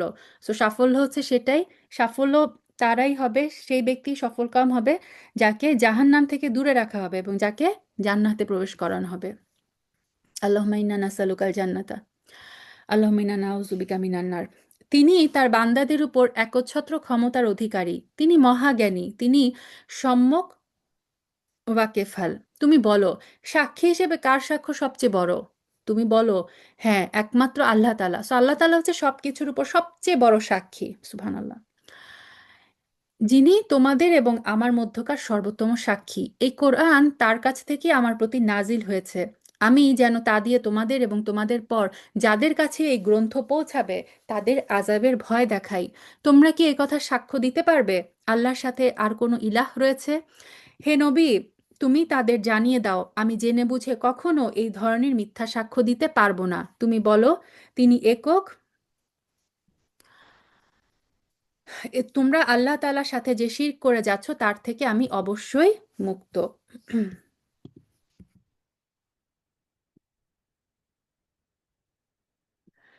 তোমার আগে যাদের আমি কিতাব দান করেছি তারা নবীকে ঠিক সেভাবেই চিনে যেভাবে তারা তাদের ছেলেদেরকে চিনে। এখানে ইহুদিদের কথা বলা হচ্ছে যে তাদের কিতাবে কিন্তু রাসূল সাল্লাল্লাহু আলাইহি সাল্লামের সমস্ত বর্ণনা, তার সমস্ত আম, মানে তিনি কি নিয়ে আসবেন সব কিছু ছিল।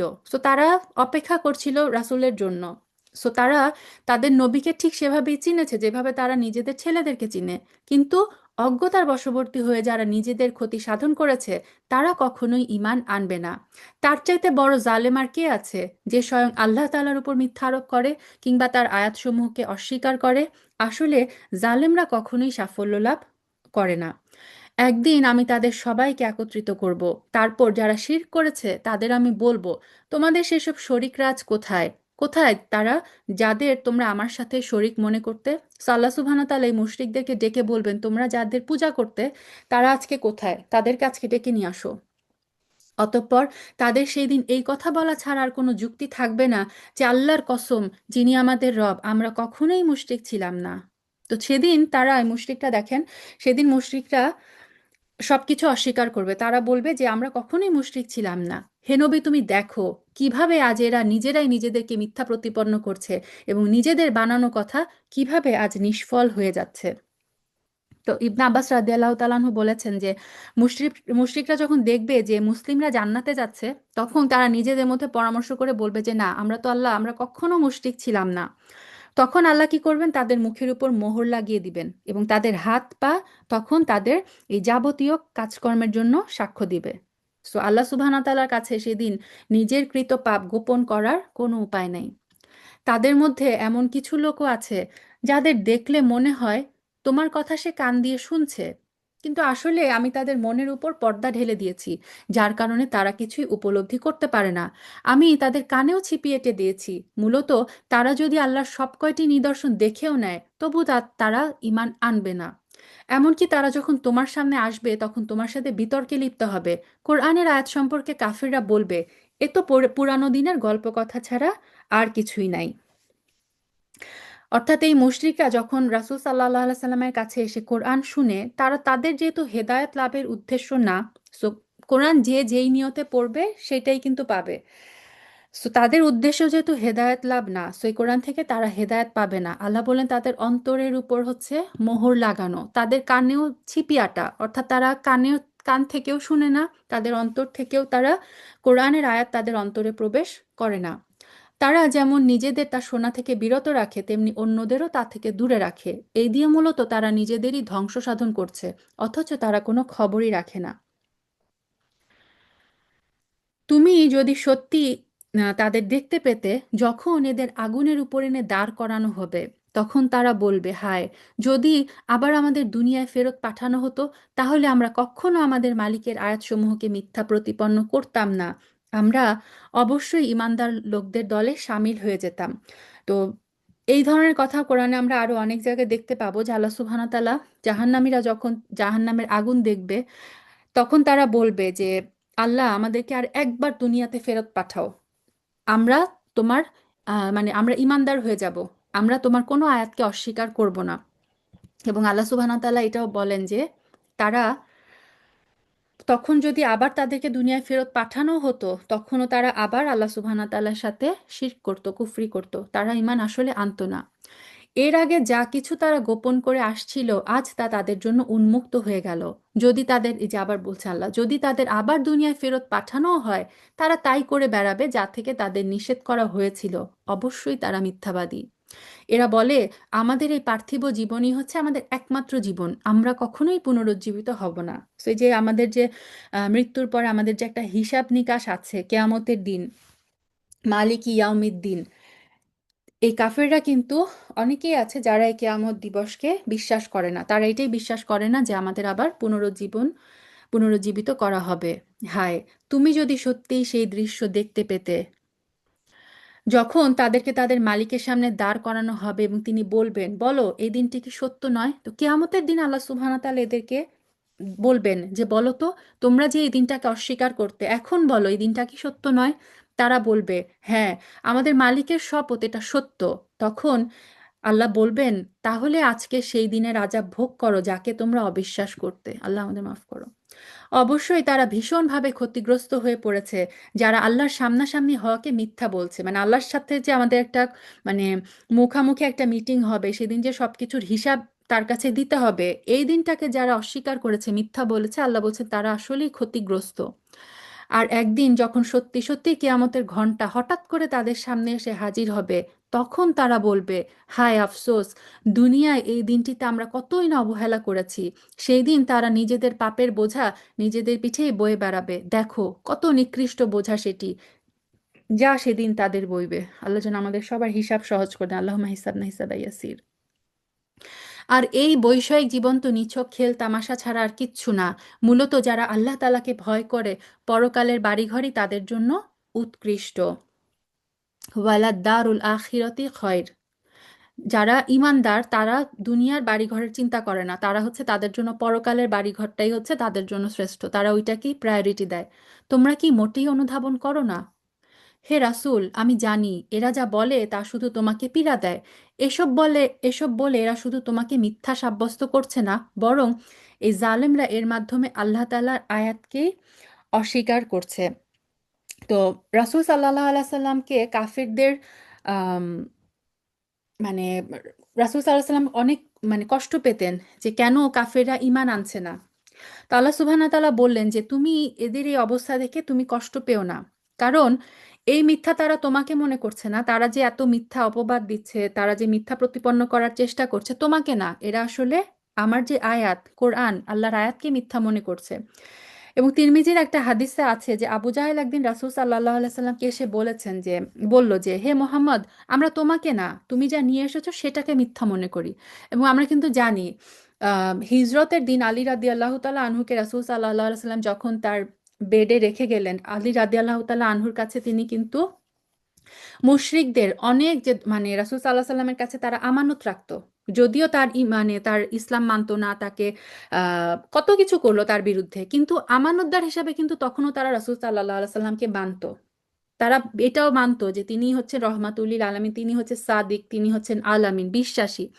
সো আল্লাহ সুবহানাহু ওয়া তাআলা এখানে সান্ত্বনা দিচ্ছেন যে হে রাসূল, তুমি কষ্ট পেও না, এই জালেমরা তোমাকে না, এই জালেমরা কি করছে, আল্লাহর আয়াতকে অস্বীকার করছে। আর তোমার আগেও রাসূলদের মিথ্যাবাদী সাব্যস্ত করা হয়েছিল, কিন্তু তাদের মিথ্যাবাদী সাব্যস্ত করা এবং নানাভাবে নির্যাতিত হওয়ার পরও তারা ধৈর্য ধারণ করেছে, শেষ পর্যন্ত তাদের কাছে আমার সাহায্য এসে হাজির হয়েছে। আল্লাহ দেখেন তার রাসূলকে কিভাবে মেন্টালি সাপোর্ট দিয়ে যাচ্ছেন, আলহামদুলিল্লাহ, সুবহানাল্লাহ। আসলে আল্লাহর কথা বদল করার কেউ নাই, অবশ্যই নবীদের সংবাদ তো তোমার কাছে আগেই এসে পৌঁছেছে। তো আল্লাহ সুবহানাহু ওয়া তাআলা নবীদের, পূর্ববর্তী নবীদের বিভিন্ন ঘটনা রাসূল সাল্লাল্লাহু আলাইহি সাল্লামকে বলার মাধ্যমে কিন্তু তাকে সান্ত্বনা দিতেন। তারপরও যদি তাদের এই উপেক্ষা তোমার কাছে কষ্টকর মনে হয়, তাহলে তোমার সাধ্য থাকলে পালানোর জন্য ভূগর্ভে কিংবা কোনো সুড়ঙ্গে ভূগর্ভে কোনো সুড়ঙ্গ কিংবা আসমানে কোনো সিঁড়ি তালাশ করো এবং সেখান থেকে তাদের জন্য কোনো নিদর্শন নিয়ে আসো। আল্লাহ যদি চাইতেন তিনি তাদের সবাইকে হেদায়েতের উপর জড়ো করে দিতে পারতেন। এবং তুমি কখনোই মূর্খ লোকদের দলে শামিল হইও না। যারা এই কথাগুলো শোনে তারা অবশ্যই আল্লাহর ডাকে সাড়া দেয়, আর যারা মরে গেছে আল্লাহ তাআলা তাদেরকেও কবর থেকে উঠাবেন। তারপর মহাবিচারের জন্য তারা সবাই তার সামনেই প্রত্যাবর্তিত হবে। এরা বলে, নবীর উপর তার মালিকের পক্ষ থেকে আমাদের কথা মতো কোনো নিদর্শন নাজিল করা হয়নি কেন? হে রাসূল, তুমি বলো, অবশ্যই আল্লাহ তাআলা সব ধরনের নিদর্শন পাঠানোর ক্ষমতা রাখেন, কিন্তু অধিকাংশ লোকই এই ব্যাপারে কিছু জানে না। সো আল্লাহ সুবহানাহু ওয়া তাআলা এখানে বলছে কাফেররা বিভিন্নভাবে রাসূল সাল্লাল্লাহু আলাইহি সাল্লামকে এসে বলতেন যে তুমি আমাদের জন্য এটা নিয়ে আসো, ওইটা নিয়ে আসো, তুমি বিভিন্ন মুজিজা দেখাও। তো আহ, কথা হচ্ছে আল্লাহ সুবহানাহু ওয়া তাআলা, এটা আমরা এর আগেও দেখলাম যে মুজিজা দেখানোর পরে যখন কেউ অস্বীকার করবে তখন তাদের শাস্তিটা কিন্তু হয় ভয়াবহ। এবং আল্লাহ বললেন যে সব ধরনের নিদর্শন আল্লাহ সুবহানাহু ওয়া তাআলা পাঠাতে পারেন, কিন্তু তারপর এগুলো দেখার পরেও কিন্তু এই লোকগুলো বিশ্বাস করবে না। জমিনের বুকে বিচরণশীল যে কোনো জন্তু কিংবা বাতাসের বুকে নিজ ডানা দুটি দিয়ে উড়ে চলা যে কোনো পাখি যারা তোমাদের মতো সৃষ্টি নয়, আমি এই গ্রন্থে তাদের বর্ণনার কোনো কিছু বাকি রাখিনি। অতঃপর এদের সবাইকে তাদের মালিকের কাছে জড়ো করা হবে। অর্থাৎ আল্লাহ সুবহানাহু ওয়া তাআলা এই যে পাখি জগৎ, তারপরে সমস্ত পশু জগৎ, এদেরকে আল্লাহ সুবহানাহু ওয়া তাআলা তেমনভাবে সৃষ্টি করেছেন যেমনি তিনি মানুষ জাতিকে সৃষ্টি করেছেন, জিন জাতিকে সৃষ্টি করেছেন। এবং আমাদেরকে তিনি যেভাবে রিজিক দেন, তার বাকি সমস্ত সৃষ্টিকে কিন্তু আল্লাহ সুবহানাহু ওয়া তাআলা এভাবেই রিজিক দেন। আল্লাহ বলছেন এদের বর্ণনাও তো আমি এই কিতাবে করে দিচ্ছি। যারা আমার আয়াতসমূহকে মিথ্যা সাব্যস্ত করে তারা হেদায়েতের ব্যাপারে বধির এবং মূক। তারা শুনেও শুনে না, তারা কিছু কান দিয়ে সত্য শুনেও না, এবং তাদের যে নিজেদের জবান, সেই জবান দিয়ে তারা সত্য কথাও বলে না। তারা অন্ধকারে পড়ে আছে। আল্লাহ যাকে চান তাকে গোমরাহ করে দেন, আবার যাকে চান তিনি তাকে সঠিক পথের উপর এনে স্থাপন করেন। তুমি বলো, তুমি কি তোমাদের নিজেদের অবস্থা দেখেছো যখন তোমাদের উপর আল্লাহর পক্ষ থেকে কোনো আযাব আসবে কিংবা হঠাৎ করে কিয়ামত এসে হাজির হবে? তখন তোমরা কি আল্লাহ ছাড়া আর কাউকে ডাকবে? বলো, যদি সত্যবাদী হও। বরং তোমরা তো তখন শুধু তাকেই ডাকবে। তোমরা যেই জন্য তাকে ডাকবে তিনি চাইলে তা দূর করে দিবেন, এবং যাদের তোমরা আল্লাহ তাআলার অংশীদার বানাতে তাদের তোমরা ভুলে যাবে। তাওহীদ কিন্তু মানুষের স্বাভাবিক প্রকৃতির স্বাভাবিক আহ্বান হচ্ছে তাওহীদ, মানে বলে না রাসূল সাল্লাল্লাহু আলাইহি ওয়াসাল্লামের হাদিস যে প্রত্যেকটা মানুষ, প্রত্যেকটা মানব সন্তান এই ইসলামের ফিতরাতের উপরে কিন্তু জন্মায়, তারপর হচ্ছে তার পরিবেশ, তার পরিবার, তার সমাজ তাকে ইহুদি বানায়, খ্রিস্টান বানায় বা মুশরিক বানায়। সো আপনি দেখবেন একটা ব্যক্তি খ্রিস্টান হোক কি ইহুদি হোক কি হিন্দু হোক, যখন প্রচণ্ড বিপদের মধ্যে আসে তখন কিন্তু সে তার অন্য দেব দেবীকে ডাকে না, তখন কিন্তু আল্লাহকেই ডাকে। হিন্দুরা ভগবানকে ডাকে। ভগবান কি, মানে অরিজিনাল যে লর্ড। তা আল্লাহ সুবহানাহু ওয়া তাআলা বললেন যে তোমাদের উপর যখন বিপদ আসে তখন তো তোমরা তোমাদের অন্য মাবুদকে ডাকো না, বিপদ আসলে তোমরা আমাকেই ডাকো, কিন্তু ইবাদত করার সময় তোমরা আমার ইবাদতের মধ্যে আবার অন্য অনেক মাবুদকে শরিক করে ফেলো। তোমার আগের জাতিসমূহের কাছেও আমি আমার রাসূল পাঠিয়েছিলাম, তাদেরও আমি নানা ধরনের দুঃখ কষ্ট বিপর্যয় আটকে রেখেছিলাম, যাতে করে তারা বিনয়ের সাথে নতি স্বীকার করে। যদি এমন হতো যে তাদের উপর আমার বিপর্যয় এসে আপতিত হলো, তারা বিনীত হয়ে গেল, কিন্তু তাদের অন্তর, মানে আল্লাহ সুবহানাহু ওয়া তাআলা বললেন যে এত বিপদ আপদ দেখে তাদের বিভিন্ন ভাবে যখন তিনি পরীক্ষা করেছেন, তখন তারা বিনীত হওয়ার পরিবর্তে তাদের অন্তর কি হয়ে গেল, আরো শক্ত হয়ে গেল। তারা যা করে যাচ্ছিল, শয়তান তাদের কাছে তা আরো শোভনীয় করে তুলে ধরছিল। তারপর তারা সেই সব কিছু ভুলে গেল যা তাদের বারবার স্মরণ করানো হয়েছিল। তারপরও আমি তাদের উপর সচ্ছলতার সব কয়টি দুয়ার খুলে দিলাম। শেষ পর্যন্ত তারা তাতেই মত্ত হয়ে গেল যা তাদের দেওয়া হয়েছিল। তখন আমি তাদের হঠাৎ পাকড়াও করে নিলাম, তারা সাথে সাথেই নিরাশ হয়ে পড়ল। যারা আল্লাহর ব্যাপারে জুলুম করেছে তাদের সবার মূলচ্ছেদ করে দেওয়া হয়েছে, আর সকল প্রশংসা আল্লাহ তাআলার জন্যই, যিনি সৃষ্টিকুলের মালিক। আমাদের একটা হাদিসে আছে রাসূল সাল্লাল্লাহু আলাইহি সাল্লাম বলেছেন, যখন তোমরা দেখবে যে কোনো ব্যক্তি আল্লাহর অবাধ্যতা করে যাচ্ছে কিন্তু তার চাহিদা অনুযায়ী আল্লাহ সুবহানাহু ওয়া তাআলা তাকে পার্থিব সুখ দিচ্ছেন, তখন জেনে রাখো এটা হচ্ছে তার জন্য ঢিল দেওয়া হচ্ছে। সো এটা হচ্ছে তার জন্য একটা ওয়ার্নিং।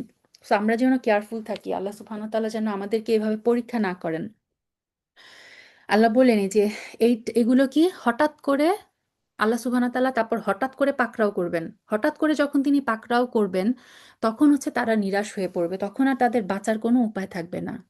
ওই জন্যই বলে যে আল্লাহ সুবহানাহু ওয়া তাআলা ছাড় দেন, ছেড়ে দেন না।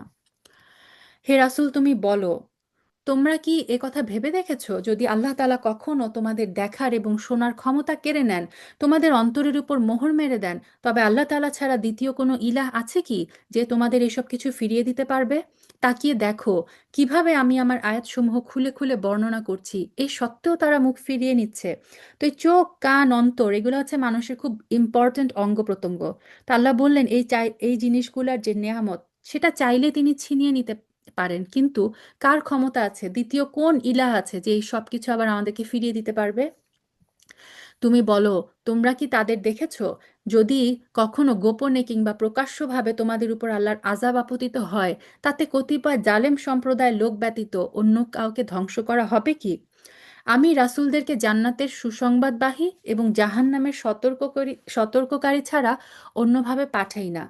তারপর যে ব্যক্তি ঈমান আনবে এবং নিজেকে সংশোধন করে নিবে, তাদের কোনো ভয় নাই, তারা সেদিন কোনো রকম চিন্তাও করবে না। আর যারা আমার আয়াতসমূহকে মিথ্যা প্রতিপন্ন করবে, কঠোর আযাব তাদেরকে ঘিরে ধরবে, কেননা তারা আমার সাথে নাফরমানি করেছিল। হে মোহাম্মদ তুমি বলো, আমি তো তোমাদের এ কথা বলি না যে আমার কাছে আল্লাহর কোনো বিপুল ধন ভাণ্ডার রয়েছে, এ কথাও বলি না যে আমি গায়েবের খবর রাখি, এ কথাও বলি না যে আমি একজন ফেরেশতা। আসলে আমি তো সেই ওহীরই অনুসরণ করি যা আমার উপর নাজিল করা হয়েছে। তুমি বলো, অন্ধ আর চক্ষুষ্মান ব্যক্তি কি কখনো এক হতে পারে? তোমরা কি মোটেই চিন্তা ভাবনা করো না?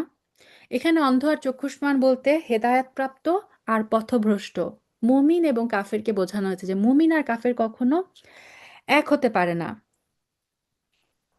হে মোহাম্মদ, তুমি আল্লাহর কিতাবের মাধ্যমে সেই সব লোকদের আযাবের সতর্ক করো যারা এই ভয় করে যে তাদেরকে তাদের মালিকের সামনে একত্র করা হবে। সেই দিন তাদের জন্য তিনি ছাড়া কোনো বন্ধু কিংবা কোনো সুপারিশকারী থাকবে না। আশা করা যায় এতে তারা সাবধান হবে।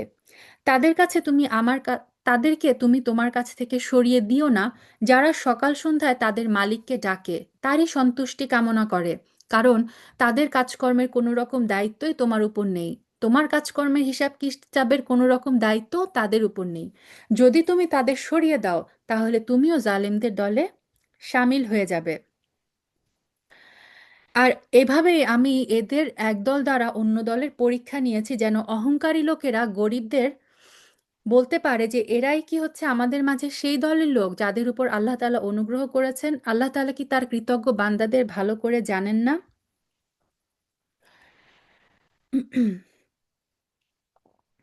আচ্ছা, এখানে একটা স্টোরি আছে এই আয়াতের পিছনে। এটা সাদ ইবনে আবি ওয়াক্কাস রাদিয়াল্লাহু তাআলা আনহু বর্ণনা করেন যে একদিন উনি বলছেন যে আমরা একদিন 6 জন রাসূল সাল্লাল্লাহু আলাইহি সাল্লামের কাছে বসা ছিলাম। তো আমরা তো সবাই জানি রাসূল সাল্লাল্লাহু আলাইহি সাল্লামের যে সাহাবীরা ছিলেন, খুব কম সংখ্যক সাহাবী কিন্তু অর্থনৈতিকভাবে অনেক সচ্ছল ছিলেন, কিংবা অনেক নামি দামি ছিলেন, তাই না? বাকি সবাই তো ছিলেন ম্যাক্সিমামই দাস বা একদম দরিদ্র শ্রেণীর। তো কুরাইশের কিছু সর্দার সর্দার জাতীয় কিছু লোক রাসূল সাল্লাল্লাহু আলাইহি সাল্লামের কাছ দিয়ে যাচ্ছিলেন। তখন রাসূল সাল্লাল্লাহু আলাইহি সাল্লামকে তারা বলেন যে তুমি এদেরকে তাড়াও, এদেরকে তাড়ালে এদেরকে তাড়াও যাতে তারা আমাদের উপর কথা বলতে সাহস না পায়। মানে তারা এরকম একটা ইয়ে করতো যে তোমার আশেপাশে সবসময় এই ধরনের দরিদ্র মানুষজন থাকে দেখে আমরা তোমার সাথে কথা বলতে পারি না। তখন রাসূল সাল্লাল্লাহু আলাইহি সাল্লাম কিছু বলেন নাই, কিন্তু তার মনে যে কি হয়েছিল এটা আল্লাহ আল্লাহ নোস। মুসলিমের হাদিসে এসেছে এটা। তখন আল্লাহ সুবহানাহু ওয়া তাআলা এই আয়াতটা নাজিল করে দেন যে তোমার আশেপাশে যারা আছে এরা হচ্ছে সকাল সন্ধ্যায় তাদের রবকে ডাকে, আল্লাহর সন্তুষ্টি কামনা করে, মানে এরাই হচ্ছে আমার প্রকৃত বান্দা। এদেরকে তুমি কোনোভাবে তোমার কাছ থেকে সরিয়ে দিও না এই কুরাইশদের কথার প্রেক্ষিতে। আর আমি, আচ্ছা এটা তো পড়লাম, যারা আমার আয়াতসমূহের উপরে ঈমান এনেছে তারা যখন তোমার কাছে আসবে তখন তুমি তাদের বলো তোমাদের উপর শান্তি বর্ষিত হোক। তোমাদের উপর অনুগ্রহ করাটা তোমাদের রব নিজের কর্তব্য বলে স্থির করে নিয়েছেন। তবে তোমাদের মধ্যে যদি কেউ কখনো অজ্ঞতাবশত কোনো অন্যায় কাজ করে বসে এবং পরক্ষণেই তওবা করে ও নিজেকে শুধরে নেয়, তাহলে আল্লাহ তাআলা তাকে ক্ষমা করে দিবেন। তিনি একান্ত ক্ষমাশীল এবং পরম দয়ালু। তো এটা হচ্ছে ইমানদারদের জন্য একটা সুসংবাদ যে যে কোনো কারণে ইমানদার যখন কোনো পাপ করে ফেলে, সে যদি সাথে সাথে তওবা করে ফেলে এবং নিজেকে মানে সংশোধন করে নেয়, সে ওই পাপ কাজে যদি আর লিপ্ত না হয় তাহলে আল্লাহ সুবহানাহু ওয়া তাআলা তাকে ক্ষমা করে দিবেন। আর এভাবেই আমি আমার আয়াতসমূহকে বিশদভাবে বর্ণনা করি, যাতে করে অন্যদের সামনে অপরাধীদের পথ পরিষ্কার হয়ে যায়। হে মোহাম্মদ, তুমি বলো আল্লাহ তাআলাকে বাদ দিয়ে তোমরা আর যাদেরকে ডাকো আমাকে তাদের গোলামি করতে নিষেধ করা হয়েছে। তুমি এও বলো আমি কখনো তোমাদের খেয়াল খুশির অনুসরণ করব না, তেমনটি করলে আমি গোমরাহ হয়ে যাব। আমি আর সত্যের অনুসরণকারীদের অন্তর্ভুক্ত থাকবো না। অর্থাৎ রাসূল সাল্লাল্লাহু আলাইহি সাল্লামকে বলতে বলা হচ্ছে যে আমিও যদি তোমাদের মতো আল্লাহর ইবাদত করার পরিবর্তে অন্য কোনো কিছুর ইবাদত করি তাহলে আমিও তোমাদের মতোই পথভ্রষ্ট হয়ে যাব। তুমি বলো আমি অবশ্যই আমার মালিকের এক উজ্জ্বল দলিল প্রমাণের উপর প্রতিষ্ঠিত আছি, আর সেই জিনিসটাই তোমরা অস্বীকার করছো। যা তোমরা দ্রুত দেখতে চাও তা ঘটানোর ক্ষমতা আমার নেই। সবকিছুর চূড়ান্ত ক্ষমতা একমাত্র আল্লাহ তাআলার কাছেই রয়েছে। কাফেররা এসে মাঝে মধ্যে বলতো যে আচ্ছা তোমার কথা না মানলে আজাব হবে, তো আজাব নিয়ে আসো দেখি। তো আল্লাহ সুবহানাহু ওয়া তাআলা বলছেন যে আজাব রাসূল সাল্লাল্লাহু আলাইহি সাল্লাম দিতে পারেন না। এটা হচ্ছে এইটা ঘটানোর ক্ষমতা একমাত্র আল্লাহ সুবহানাহু ওয়া তাআলার। আর এই সত্যটাই তিনি এখানে বর্ণনা করছেন, তিনি হচ্ছেন উত্তম ফয়সালাকারী। তুমি বলো আজাবের যে বিষয়টার জন্য তোমরা তাড়াহুড়া করছো তা ঘটানো যদি আমার ক্ষমতার মধ্যে থাকতো তাহলে তোমাদের এবং আমাদের মধ্যকার ফয়সালা তো অনেক আগেই হয়ে যেত। আল্লাহ তাআলা জালেমদের ভালো করেই জানেন। গায়েবের চাবিগুলো সব তার হাতেই নিবদ্ধ। এই যে মাফাতিহুল গয়েব, গায়েবের চাবি শুধুমাত্র কার? আল্লাহর কাছে আছে। সেই খবর তিনি ছাড়া কারোরই জানা নেই। জলে স্থলে যেখানে যা কিছু আছে শুধুমাত্র তিনিই জানেন। গাছের একটা পাতা কোথাও ঝরে না যা তিনি জানেন না। মাটির অন্ধকারে একটা শস্যকণাও নেই, নেই কোনো তাজা সবুজ কিংবা ক্ষয়িষ্ণু শুকনা কিছু যার বিবরণ একটি সুস্পষ্ট গ্রন্থে মজুদ নেই। এই সুস্পষ্ট গ্রন্থ বলতে বোঝানো হচ্ছে যে লাউহে মাহফুজ। লাউহে মাহফুজে সবকিছুই সংরক্ষিত আছে। এবং বুখারীর হাদিসে এসেছে গায়েবের চাবি হচ্ছে 5টা। কেয়ামত কখন হবে, বৃষ্টি কখন কোথায় হবে, মায়ের গর্ভাশয়ে কি বাচ্চা আছে মানে সে ছেলে না মেয়ে, আগামীকালকে কি ঘটবে, অর্থাৎ ফিউচার, আর মৃত্যু কখন আসবে, এই 5টা বিষয়ের জ্ঞান আল্লাহ ছাড়া আর কারো কাছে নাই। এগুলোকে বলা হয় গায়েবের চাবি। তিনিই মহান আল্লাহ, যিনি রাতের বেলা তোমাদের মৃত্যু ছেয়ে দেন, দিনের বেলায় তোমরা যা কিছু করো তা তিনি জানেন। এখানে মৃত্যু বলতে মানে ঘুমের কথা বলা হচ্ছে, ঘুমকে বলা হয় ছোট মৃত্যু। রাতের পর তিনি তোমাদের আবার উঠিয়ে দেন, যাতে করে তোমরা নির্দিষ্ট সময়কাল পূর্ণতা পেতে পারো। অর্থাৎ মানে মানুষের জন্য যে মৃত্যু নির্ধারিত, সেই নির্ধারিত মৃত্যুর আগ পর্যন্ত প্রতি রাতেই আল্লাহ সুবহানাহু ওয়া তাআলা মানুষকে ছোট্ট ওই যে যেটা মানে ছোট মৃত্যু সেটা দেন। আবার যখন দিন হয় আল্লাহ সুবহানাহু ওয়া তাআলা তাকে আবার জাগিয়ে দেন। এরপর তার দিকেই তোমাদের ফিরে যাবার জায়গা। অতঃপর তিনি তোমাদের বলে দিবেন তোমরা দুনিয়ায় কি কাজ করছিলে। আল্লাহ তাআলা নিজ বান্দাদের উপর পূর্ণ মাত্রায় কর্তৃত্বশীল। তিনি তোমাদের উপর পাহারাদার ফেরেশতা নিযুক্ত করেন। এভাবে তোমাদের কারো যখন মৃত্যু এসে হাজির হয়, তখন প্রেরিত ফেরেশতারা তার জীবনের সমাপ্তি ঘটিয়ে দেন। দায়িত্ব পালনে তারা কখনো ভুল করে না। অর্থাৎ এই যে আম, মৃত্যুর যে ফেরেশতা মালাকুল মউত, তাকে যখন দায়িত্ব দেওয়া হয়, তখন আল্লাহ সুবহানাহু ওয়া তাআলা বললেন যে সে কখনো তার দায়িত্বে ভুল করে না। সো যার জন্য যতটুকু, যার মৃত্যুক্ষণ যখন লেখা, মালাকুল মউত এসে ঠিক সেই মুহূর্তেই তার জান কবজ করে। অতঃপর তাদের সবাইকে তাদের আসল মালিক আল্লাহর সামনে ফিরিয়ে নেওয়া হবে। সাবধান, যাবতীয় ক্ষমতা এবং কর্তৃত্ব কিন্তু একা তার। তড়িৎ হিসাব গ্রহণে তিনি অত্যন্ত তৎপর। তুমি বলো, যখন তোমরা স্থলভূমি এবং সমুদ্রের অন্ধকারে বিপদে পড়ো, যখন তোমরা কাতর কণ্ঠে নীরবে তাকেই ডাকতে থাকো, তখন কে তোমাদের সেসব থেকে উদ্ধার করে? কাকে তখন তোমরা বলো, হে মালিক, আমাদের তুমি যদি এ থেকে বাঁচিয়ে দাও, তাহলে আমরা তোমার কৃতজ্ঞ বান্দাদের দলে সামিল হয়ে যাব? তুমি বলো, হ্যাঁ, আল্লাহ তাআলাই তোমাদের সেই অবস্থা থেকে এবং অন্যান্য সব বিপদ আপদ থেকে বাঁচিয়ে দেন। তারপরও তোমরা তারই সাথে অন্যদের শরিক করো। তুমি বলো, আল্লাহ তাআলা তোমাদের উপর থেকে অথবা তোমাদের পায়ের নিচ থেকে আযাব পাঠাতে সক্ষম। উপর থেকে কিভাবে আযাব পাঠান?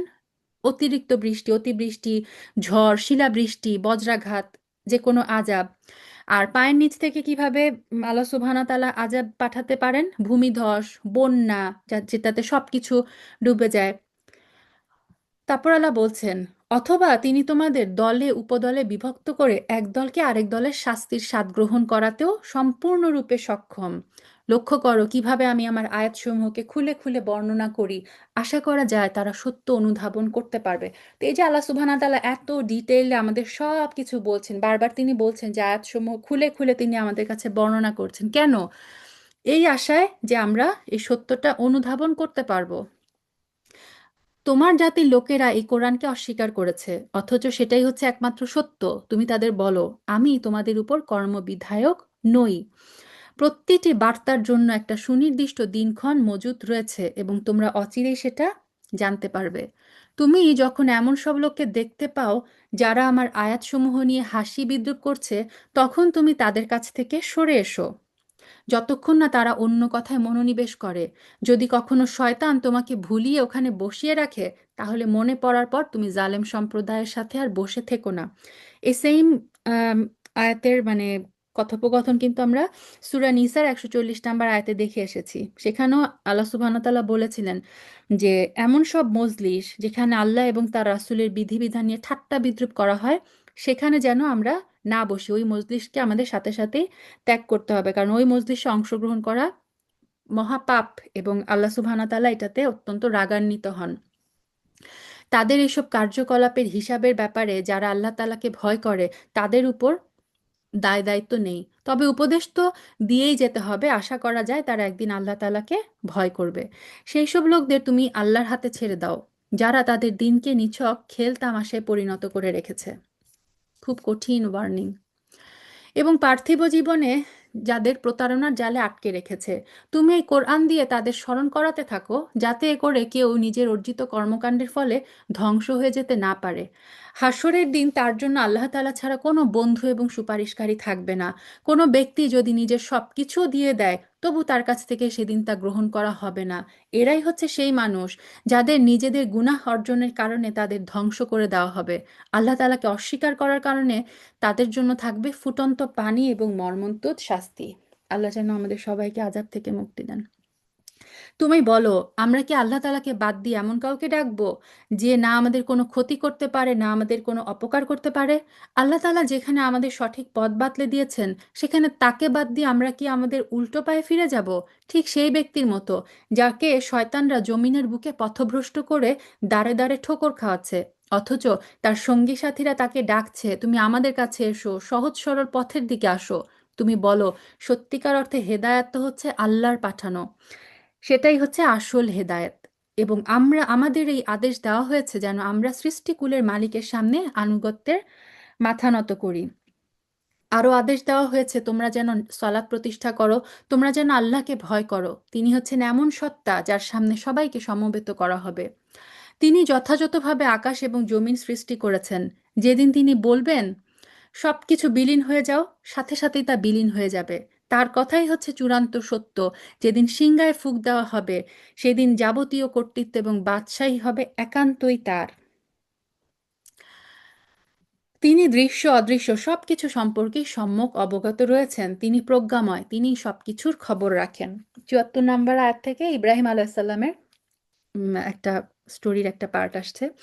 স্মরণ করো যখন ইব্রাহিম তার পিতা আজরকে বলল, তুমি কি সত্যি সত্যি এই মূর্তিগুলোকে মাবুদ হিসেবে গ্রহণ করছো? আজর হচ্ছে নিজেই মূর্তি বানাতো, আবার সেই মূর্তিরই পূজা করত। আমি তো দেখতে পাচ্ছি তুমি এবং তোমার সম্প্রদায়ের লোকেরা স্পষ্ট গোমরাহিতে নিমজ্জিত রয়েছ। এভাবে আমি ইব্রাহিমকে আকাশ এবং জমিনের পরিচালনার ব্যবস্থা দেখাচ্ছিলাম, যেন সে বিশ্বাসীদের দলে সামিল হয়ে যেতে পারে।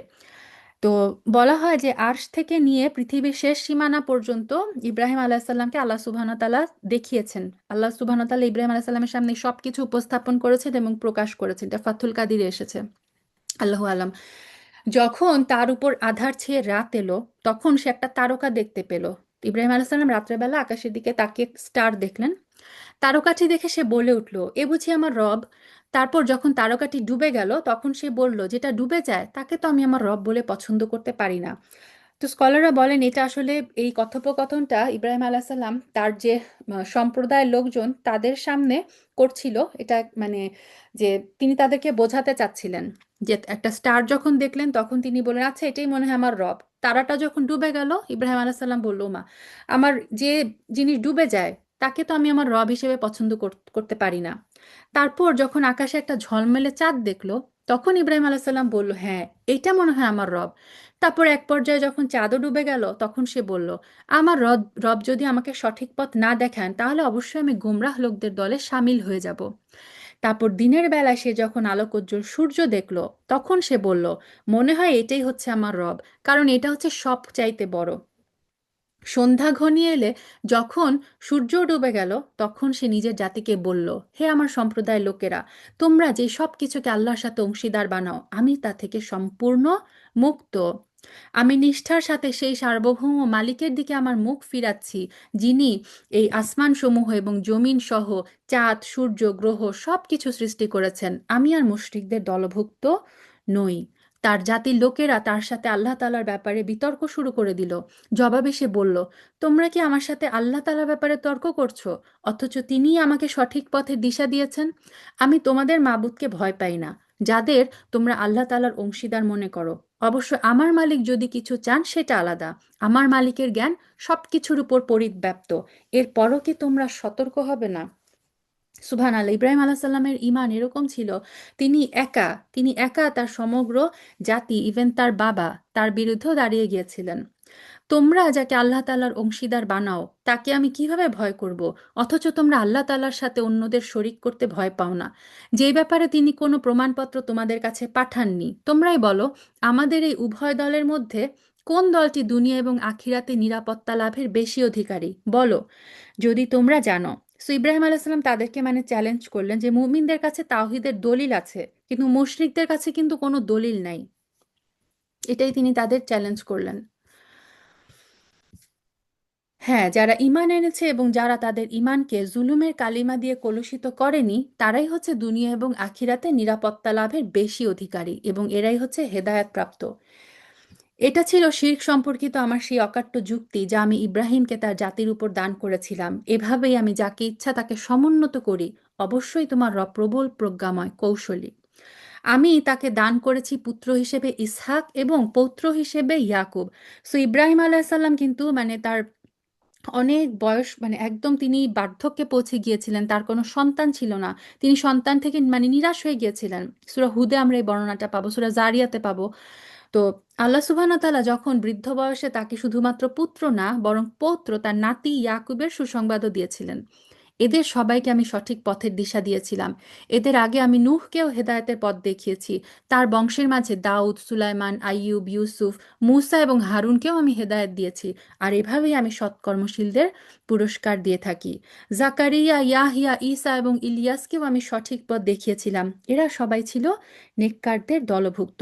আমি ইসমাইল, ইয়াসা, ইউনুস এবং লূতকেও সৎপথ দেখিয়েছিলাম। এদের সবাইকে আমি নবুয়ত দিয়ে সৃষ্টিকুলের উপর বিশেষ মর্যাদা দান করেছিলাম। এদের পূর্বপুরুষ, এদের পরবর্তী বংশধর এবং এদের ভাই বন্ধুদেরও আমি নানাভাবে পুরস্কৃত করেছি। আমি এদেরকে বাছাই করে নিয়েছি এবং আমি এদের সবাইকে সরল পথেই পরিচালিত করেছি। এই হচ্ছে আল্লাহ তাআলার হেদায়েত। নিজ বান্দাদের মাঝে যাকে চান আল্লাহ তাআলা তাকেই হেদায়েত দান করেন, কিন্তু তারা যদি আল্লাহর সাথে শিরক করত তাহলে তাদের যাবতীয় কর্ম অবশ্যই নিষ্ফল হয়ে যেত। এরাই হচ্ছে সেই সব লোক যাদের আমি কিতাব, প্রজ্ঞা এবং নবুয়ত দান করেছি। এরপরও যদি তারা অস্বীকার করে তাহলে জেনে রাখো, আমি তো অতীতেও এমন এক সম্প্রদায়ের উপরে দায়িত্ব অর্পণ করেছিলাম যারা কখনো এগুলো প্রত্যাখ্যান করেনি।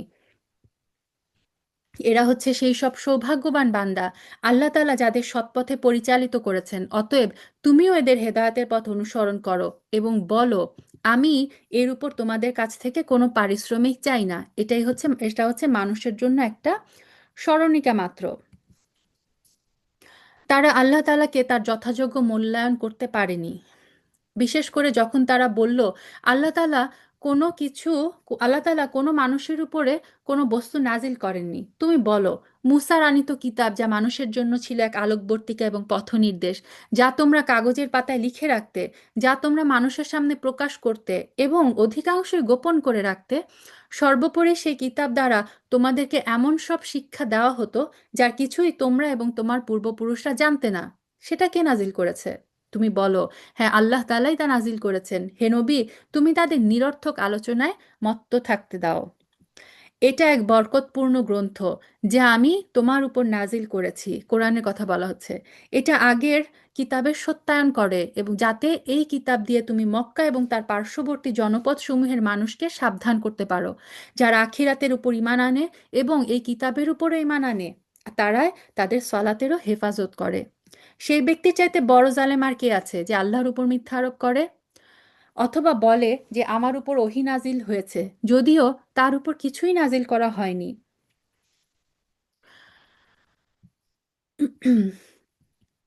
আচ্ছা,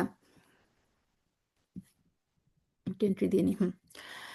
আহ, যদিও তা হ্যাঁ, তার চাইতেই বা বড় জালিম কে, যে বলে আমি অচিরেই আল্লাহর নাজিল করা গ্রন্থের মতো কিছু নাজিল করে দেখাবো, যদি সত্যি সত্যি জালিমদের মৃত্যু যন্ত্রণা উপস্থিত হবার সময়টা তুমি দেখতে পেতে, যখন মৃত্যুর ফেরেশতারা তাদের দিকে হাত বাড়িয়ে বলবে, তোমাদের প্রাণবায়ু বের করে দাও, তোমরা আল্লাহ সম্পর্কে যেসব অন্যায় কথা বলতে এবং তার ব্যাপারে যে ক্ষমাহীন ঔদ্ধত্য প্রকাশ করতে, তার বিনিময়ে আজ অত্যন্ত অবমাননাকর এক আযাব তোমাদেরকে দেওয়া হবে। আজ তোমরা আমার সামনে নিঃসঙ্গ অবস্থায় এলে, যেমনই নিঃসঙ্গ অবস্থায় আমি তোমাদের প্রথমবার সৃষ্টি করেছিলাম। অতঃপর তোমাদের আমি যা কিছু বিষয় সম্পদ দান করেছি তার সবটুকুই তোমরা পিছনে ফেলে এসেছো। তোমাদের সাথে তোমাদের সুপারিশকারী ব্যক্তিদের, যাদের তোমরা মনে করতে যে তারা তোমাদের কাজকর্মের মাঝে অংশীদার, কই, তাদের তো আজ তোমাদের মাঝে দেখতে পাচ্ছি না। বস্তুত তাদের এবং তোমাদের মধ্যকার সেই সম্পর্ক ছিন্ন ভিন্ন হয়ে গেছে। তাদের ব্যাপারে তোমরা যা ধারণা করতে তাও আজ নিষ্ফল হয়ে গেছে। সুবহানাল্লাহ। সো কিয়ামতের দিন প্রত্যেকটা মানুষকে নিঃসঙ্গ অবস্থা আল্লাহ সুবহানাহু তাআলার সামনে দাঁড়াতে হবে। সেদিন কারোর সাথে কোনো মাল থাকবে না, সন্তান সন্ততি থাকবে না, বাবা মা থাকবে না। যারা আল্লাহ সুবহানাহু তাআলা ব্যতীত অন্য অনেক উপাস্য বেছে নিয়েছে, কোনো উপাস্যরাই তাদের সাথে সেদিন আল্লাহ সুবহানাহু তাআলার বিচারের মুখোমুখি হবে না। অবশ্যই আল্লাহ তাআলা শস্য বীজ এবং আটিগুলো অঙ্কুরিত করেন। এই যে আমরা মাটির ভিতরে, কৃষকরা মাটির ভিতরে বীজ বপন করে, উপর থেকে পানি দেয়, সবই ঠিক আছে, কিন্তু মাটির নিচে এই বীজগুলোকে অঙ্কুরিত কে করেন? একমাত্র আল্লাহ তাআলা করেন। তিনি নির্জীব কিছু থেকে জীবন্ত কিছু বের করে আনেন, আবার জীবন্ত কিছু থেকে নির্জীব কিছু নির্গত করেন। এই হচ্ছেন আল্লাহ তাআলা। এরপরও তোমাদের কোথায় কোথায় ঠোকর খাওয়ানো হচ্ছে। রাতের শেষে তিনি উষার উন্মেষ ঘটান, অর্থাৎ রাতকে তিনিই দিনে পরিবর্তন করেন। তিনি রাতকে তোমাদের জন্য বিশ্রামের জন্য বানিয়েছেন, আর দিন তারিখের হিসাবের জন্য চাঁদ এবং সূর্য বানিয়েছেন। এই সব কিছুই হচ্ছে পরাক্রমশীল মহাজ্ঞানী আল্লাহ তাআলা নির্ধারণ করা। তো আগেকার দিনে কিন্তু ক্যালেন্ডার ছিল না, তারা এই যে চাঁদ সূর্যের দিয়ে কিন্তু হিসাব রাখতো। তিনি তোমাদের জন্য অসংখ্য তারকা বানিয়ে রেখেছেন। দেখেন প্রত্যেকটা জিনিসেরই কিন্তু একটা পারপাজ আছে। আল্লাহ সুবহানাহু ওয়া তাআলা বলছেন তিনি তারা কেন বানিয়েছেন, যেন তোমরা তা দিয়ে জলে স্থলে কিংবা আধারের পথে দিশা পেতে পারো। আগে তো আর কম্পাস ছিল না। মানুষরা, এই বণিকরা, তারা দেখে, তারার অবস্থান দেখে তারা দিক নির্ণয় করতে পারতো। যে আহ, যে সম্প্রদায়ের লোকেরা এইসব রহস্যের কথা জানে তাদের জন্য আমি আমার নিদর্শনসমূহ খুলে খুলে বর্ণনা করছি।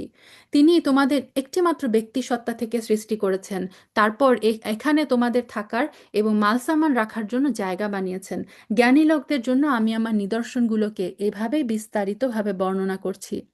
তিনি আসমান থেকে পানির ধারা নাজিল করেন, সেই পানি দিয়ে আমি সব রকমের উদ্ভিদ এবং গাছপালা জন্মানোর ব্যবস্থা করি। তা থেকে সবুজ শ্যামল পাতা উদ্গত করি। পরে তা থেকে আমি পরস্পর জড়ানো ঘন শস্যদানা সৃষ্টি করি। ফলের ভারে নুয়ে পড়া খেজুরের গোছা বের করি। আঙ্গুরের উদ্যানমালা, জলপাই এবং আনার বানাই। এগুলো একে অন্যের সদৃশ্য হয়, আবার একটার সাথে আরেকটার গরমিলও থাকে। এক আমের মধ্যে দেখেন কত জাতের আম, কলার মধ্যে কত জাতের কলা। সুবহান আল্লাহ। গাছ যখন সুশোভিত হয় তখন একসময় তা ফলবান হয়, আর যখন ফলগুলো পাকতে শুরু করে তখন তোমরা এই সৃষ্টির নৈপুণ্য দেখো। অবশ্যই এতে ইমানদার লোকদের জন্য বহু নিদর্শন রয়েছে। তো আমরাও তো আল্লাহ সুবহানাহু ওয়া তাআলার এরকম বিস্ময়কর কারিগরি, তার যে ইঞ্জিনিয়ারিং, তার যে অসাধারণ সৃষ্টি, এগুলো দেখতে পাই। কিন্তু আসলে কি আমরা চিন্তা ভাবনা করি? আল্লাহ বললেন যে ইমানদার লোকেরা এগুলোর মধ্যে নিদর্শন খুঁজে পায়, আল্লাহর আয়াত খুঁজে পায়। তারা জিনকে আল্লাহর সাথে শরিক মনে করে, অথচ জিনদের তিনিই সৃষ্টি করেছেন। অজ্ঞতার বশবর্তী হয়ে তারা তার উপর পুত্র কন্যার ধারণের অপবাদও আনয়ন করেন, অথচ তিনি মহিমান্বিত। এরা যা বলে তার থেকে তিনি অনেক পবিত্র। এই যে আল্লাহ সুবহানাহু ওয়া তাআলা কোরআনে দেখবেন যে যখনই বলেন যে যে যেমন ঈসা আলাহ সাল্লামের কথা, যে ঈসা আলাহ সাল্লামকে খ্রিস্টানরা বলে যে আল্লাহর পুত্র, আল্লাহ এরপরে সবসময় দেখবেন সুবহানা সুবহানা ইউজ করেন কেন? সুবহানা মানে হচ্ছে তিনি পবিত্র। তো যখনই আমরা এরকম নেগেটিভ কিছু শুনবো যে আল্লাহর পুত্র কন্যা, তারা বলতো যে মালাইকারা হচ্ছে আল্লাহর কন্যা, ঈসা আলাহ সাল্লাম আল্লাহর পুত্র, ইহুদিরা বলতো উজায়ের হচ্ছে আল্লাহর পুত্র, তখনই কোরআনে সবসময় দেখবেন আল্লাহ ইউজ করেন সুবহানা। আল্লাহ সুবহানা তাআলা তিনি হচ্ছেন মহিমান্বিত, তিনি পবিত্র। তিনি আসমানসমূহ এবং জমিনের একক উদ্ভাবক। তুমি বলো তার সন্তান হবে কিভাবে? তার তো কোনো সঙ্গিনী নেই। সবকিছু তো তিনিই সৃষ্টি করেছেন। সবকিছু সম্পর্কে তিনিই পুরোপুরি ওয়াকেফাল। আল্লাহ তাআলা তোমাদের রব, তিনি ছাড়া আর কোনো মাবুদ নেই। সবকিছুর স্রষ্টা তিনি, সুতরাং তোমরা তারই ইবাদত করো। সবকিছুর উপর তিনিই তত্ত্বাবধায়ক। কোনো দৃষ্টি তাকে দেখতে পায় না, অথচ তিনি সবকিছু দেখতে পান। তিনি সূক্ষ্মদর্শী, তিনি সবকিছুর খোঁজখবর রাখেন। অর্থাৎ এই দুনিয়ায় আমাদের যে চোখ দেওয়া হয়েছে, এই দুনিয়াবি চোখ দিয়ে কিন্তু আমরা আল্লাহ সুবহানাহু ওয়া তাআলাকে দেখতে পাবো না। এই যে কোনো দৃষ্টি তাকে দেখতে পায় না, অথচ আল্লাহ কিন্তু আমাদের দেখতে পান। এই আয়াতের ভিত্তিতে আয়েশা রাদিয়াল্লাহু তাআলা আনহা বলেন যে যে ব্যক্তি এই দাবি করে যে রাসূল সাল্লাল্লাহু আলাইহি সাল্লাম মেরাজের রাতে আল্লাহকে দেখেছেন, সে ডাহা মিথ্যাবাদী। কারণ দুনিয়াবি চোখ দিয়ে আল্লাহ সুবহানাহু ওয়া তাআলাকে দেখা যায় না। সো রাসূল সাল্লাল্লাহু আলাইহি সাল্লামের সাথে মেরাজের রাতে আল্লাহ সুবহানাহু ওয়া তাআলা ডিরেক্ট কথা বলেছেন, এবং তাদের দুইজনের মাঝখানে ছিল হিজাব, নূরের হিজাব ছিল। আল্লাহ সুবহানাহু ওয়া তাআলা যেন আমাদেরকে তৌফিক দেন, কিয়ামতের দিন আমরা আল্লাহ সুবহানাহু ওয়া তাআলাকে যেন দেখতে পাই, এবং জান্নাতে আমরা যেন তার সেই পবিত্র মুখ দেখে আমরা যেন মানে সন্তুষ্ট হয়ে যাই। আল্লাহ সুবহানাহু ওয়া তাআলাকে দেখার তৌফিক যেন আমরা পাই। আল্লাহুম্মা আমিন। তোমাদের কাছে তোমাদের মালিকের পক্ষ থেকে সূক্ষ্ম এবং দৃষ্টিসম্পন্ন নিদর্শন এসেছে। অতঃপর যদি কোনো ব্যক্তি তা দেখতে পায়, তাহলে সে দেখবে তার নিজের কল্যাণের জন্যই। আর যদি কেউ তা না দেখে অন্ধ হয়ে থাকে, তাহলে তার দায়িত্ব তার উপরই বর্তাবে। তুমি বলো আমি তোমাদের উপর তত্ত্বাবধায়ক নই। অর্থাৎ রাসূল সাল্লাল্লাহু আলাইহি সাল্লামের কাজ ছিল শুধুমাত্র পৌঁছে দেওয়া। তিনি তার দায়িত্ব পালন করেছেন। পথ দেখানো রাসূল সাল্লাল্লাহু আলাইহি সাল্লামের দায়িত্ব, কিন্তু পথে পরিচালনা করা, হেদায়েত দেওয়ার একমাত্র আল্লাহ সুবহানাহু ওয়া তাআলার মানে তত্ত্বাবধানে হয়। আমি এভাবেই আমার আয়াতগুলো বর্ণনা করি, যাতে করে তারা কথা বলতে পারে তুমি ভালো করেই এসব পড়ে এসেছো। যারা জ্ঞানী তাদের জন্য আমি তা সুস্পষ্ট করে দিতে পারি। হে মোহাম্মদ, তুমি শুধু তারই অনুসরণ করো যা তোমার মালিকের কাছ থেকে তোমার কাছে নাজিল করা হয়েছে। তিনি ছাড়া কোনো মাবুদ নেই। যারা শিরকে লিপ্ত তাদের তুমি এড়িয়ে চলো। আল্লাহ যদি চাইতেন তাহলে এরা কেউ শিরক করতো না, কিন্তু আমি তোমাকে তাদের উপর পাহারাদার নিযুক্ত করে পাঠাইনি। তুমি তো তাদের কোনো অভিভাবক নও। তারা আল্লাহ তাআলার বদলে যাদেরকে ডাকে তোমরা তাদের গালিগালাজ করো না, নইলে তারা শত্রুতার বশবর্তী হয়ে না জেনে আল্লাহ তাআলাকে গালি দিবে। এভাবেই আমি প্রত্যেক জাতির কাছে তাদের নিজেদের কার্যকলাপ সুশোভিত করে রেখেছি। তারপর তাদের ফিরে যাবার জায়গা হলো তাদের মালিকের কাছে। তারপর তিনি তাদের বলে দিবেন তারা দুনিয়ায় কি করে এসেছেন। তাবারিতে এসেছে যে আল্লাহ সুবহানাহু ওয়া তাআলা বলেছেন যে আপনি ওই প্রতিমাদেরকে, মানে তারা যেসব মুশরিকরা যে সমস্ত প্রতিমাগুলো দেবদেবীর পূজা করত, তাদেরকে গালি দিয়েন না, মন্দ বলেন না, তাহলে তারা কি করবে? আল্লাহকে মন্দ বলা শুরু করবে তাদের পথভ্রষ্টতার কারণে, তাদের অজ্ঞতার কারণে। তো বলা হয় রাসূল সাল্লাল্লাহু আলাইহি সাল্লামের তার স্বভাবগত চারিত্রিক বৈশিষ্ট্যও ছিল তিনি কোনো মানুষ কেন কোনো জন্তুকেও কোনোদিন গালি দেয়নি। সম্ভবত হতে পারে কোনো সাহাবীর মুখ থেকে কঠোর এরকম কোনো কথা বের হয়ে গিয়েছিল, কিন্তু এর পরিবর্তে কাফেররা যদি রাগ হয়ে আল্লাহ সুবহানাহু ওয়া তাআলার বিরুদ্ধে মানে গালিগালাজ করা শুরু করে, সেটা আল্লাহর শানে যায় না। এজন্য আল্লাহ বলে দিলেন যে তোমরা তাদেরকে গালিগালাজ করো না, নাহলে তারা শত্রুতার বশবর্তী হয়ে না জেনে আল্লাহকে গালি দেবে। আল্লাহ মাফ করো। এরা আল্লাহর নামে কঠিন শপথ করে বলে যদি তাদের কাছে কোনো নিদর্শন আসে তাহলে অবশ্যই তারা তার উপর ঈমান আনবে। তুমি বলো নিদর্শন পাঠানো সম্পূর্ণ তো আল্লাহর ব্যাপার। তুমি কি জানো যে নিদর্শন এলেও এরা ঈমান আনবে না? মক্কার কাফিররা রাসূল সাল্লাল্লাহু আলাইহি সাল্লামের কাছে এসে একবার দাবি করলেন যে সাফা পাহাড়কে সোনা বানিয়ে দাও। সাফা পাহাড়কে যদি তুমি সোনা বানাতে পারো তাহলে আমরা ঈমান আনবো। তখন জিবরিল আলাইহিস সালাম এসে বললেন যে ইয়া রাসূলুল্লাহ, এরপরও যদি তারা ঈমান না আনে এই সাফা পাহাড়কে সোনা বানানোর পরে, তাহলে কিন্তু তাদেরকে ধ্বংস করে দেওয়া হবে। তখন রাসূল সাল্লাল্লাহু আলাইহি সাল্লাম বললেন না, সাফা পাহাড়কে স্বর্ণ বানানোর দরকার নেই। আমি চাই না যে এদেরকে আল্লাহ সুবহানাহু ওয়া তাআলা ধ্বংস করে দেখ। তো আল্লাহ বলে দিলেন যে এরা নিদর্শন আসার পরও কখনোই তারা ঈমান আনবে না। আমি তাদের অন্তঃকরণ এবং দৃষ্টিশক্তিকে অন্যদিকে ফিরিয়ে দিব, যেমন তারা প্রথমবারেই এই কোরআনের উপর ঈমান আনেনি, এবং আমি এবার তাদের অবাধ্যতার আবর্তে ঘুরপাক খাওয়ার জন্য ছেড়ে দিব। সো প্রথমবার ঈমান না আনার কারণে তাদের শাস্তি কি? যে আগামীতেও তাদের ঈমান আনার সম্ভাবনা শেষ। তাদের মানে অন্তঃকরণ আর দৃষ্টিকে ফিরিয়ে দেওয়ার অর্থ হচ্ছে এটাই যে তারা অবাধ্যতার এই আবর্তেই ঘুরপাক খেতে থাকবে, তারা কখনোই আল্লাহ সুবহানাহু ওয়া তাআলার উপরে ঈমান আনবে না। এটাই ছিল তাদের শাস্তি। কারণ আমরা জানি যে হেদায়েতটা হচ্ছে আল্লাহ সুবহানাহু ওয়া তাআলার সবচেয়ে বড় উপহার। আমরা দোয়া করি আল্লাহ সুবহানাহু ওয়া তাআলার কাছে তিনি যেন আমৃত্যু আমাদেরকে এই হেদায়েতের উপর রাখেন, আমরা যেন মুসলমান হিসেবে মরতে পারি। মৃত্যুর সময় আমরা যেন লা ইলাহা ইল্লাল্লাহ বলে আল্লাহ সুবহানাহু ওয়া তাআলার কাছে চলে যেতে পারি। এর মাধ্যমে শেষ হচ্ছে আমাদের সপ্তম পারার তর্জমা। আল্লাহ সুবহানাহু ওয়া তাআলা আমাদের এই সময়টুকুকে যেন কবুল করে নেন, এটাকে যেন আমাদের নাজাতের উসিলা হিসেবে আল্লাহ সুবহানাহু ওয়া তাআলা কবুল করেন। সুবহানাকা আল্লাহুম্মা বিহামদিক নাশহাদু আল্লা ইলাহা ইল্লা আনতা নাস্তাগফিরুকা ওয়া নাতুবু ইলাইক। সুবহানা রাব্বিকা রাব্বিল ইজ্জাতি আম্মা ইয়াসিফুন ওয়া সালামুন আলাল মুরসালিন আলহামদুলিল্লাহি রাব্বিল আলামিন। আসসালামু আলাইকুম ওয়া রাহমাতুল্লাহি ওয়া বারাকাতুহু।